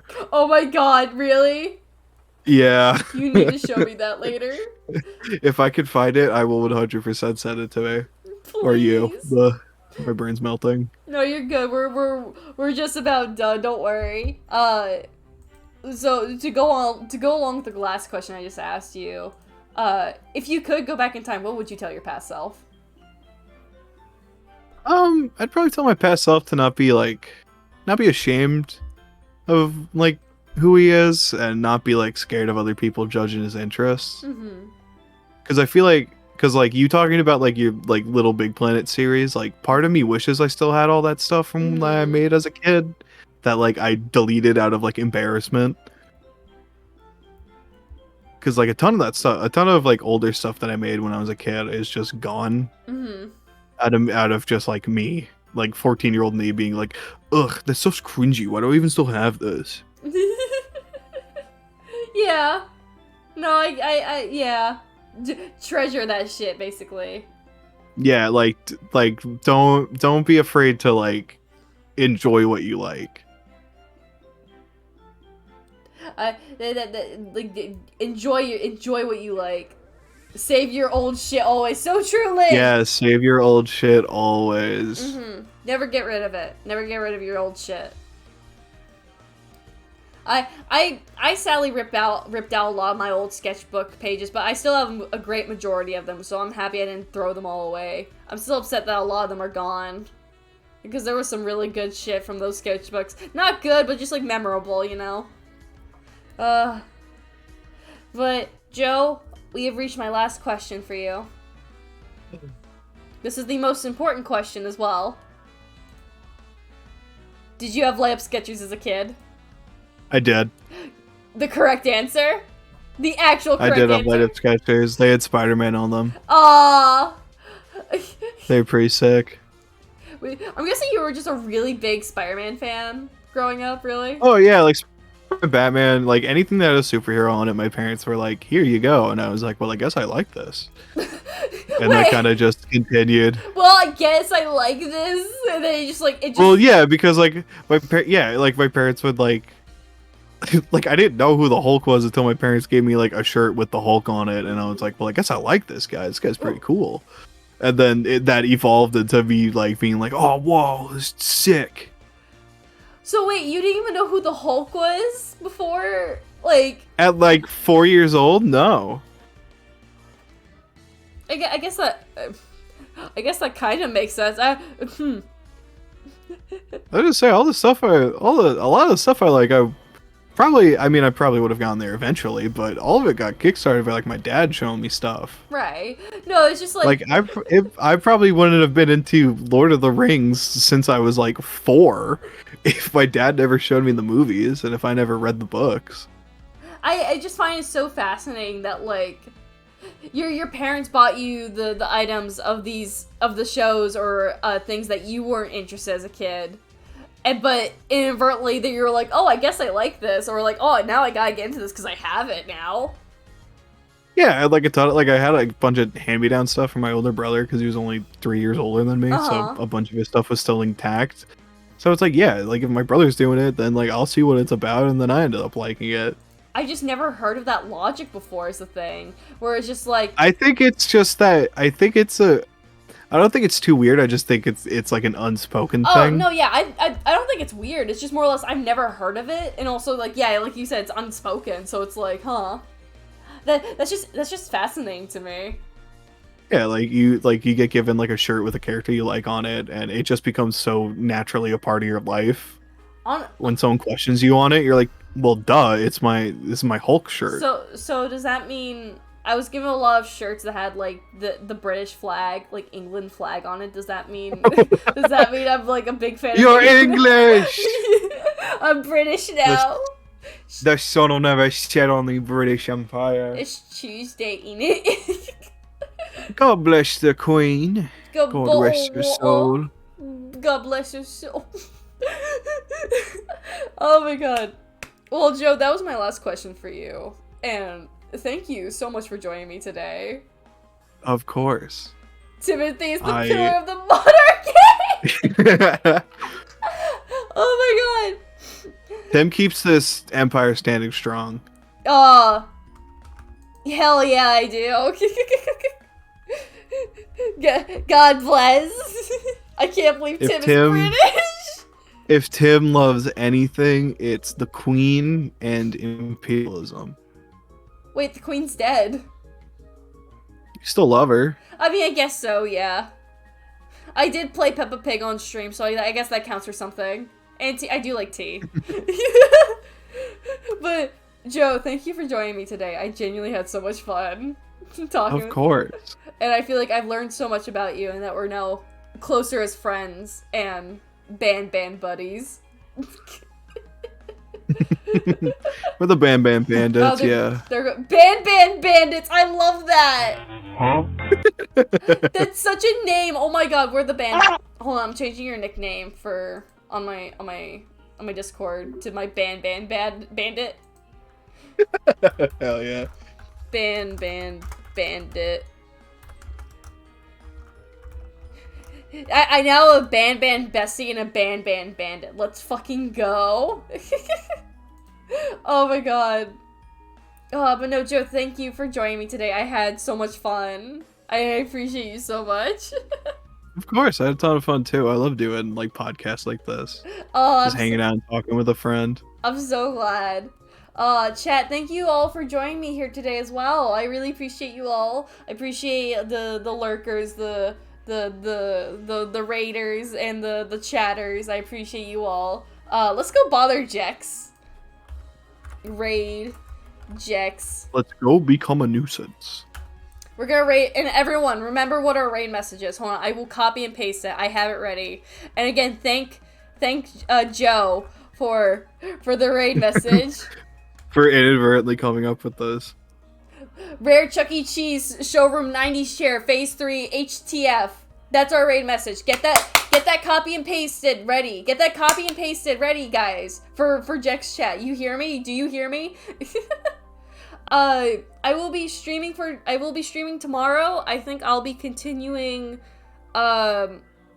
yeah, that's what I like to see. That's what I like to see, chat. I need to see a bunch of those in Jex's chat. I need to see a bunch of those when we get to this channel. I will be continuing. I'll most likely be continuing my Pokemon Emerald Nuzlocke tomorrow, or I might start playing a new game. I might finish my Emerald Nuzlocke first before I play a new game, though. But yeah. So I'll see y'all tomorrow. Again, Joe, thank you so much for joining me. I appreciate you so much. And Of course. I will see y'all tomorrow. Bye-bye! Goodbye.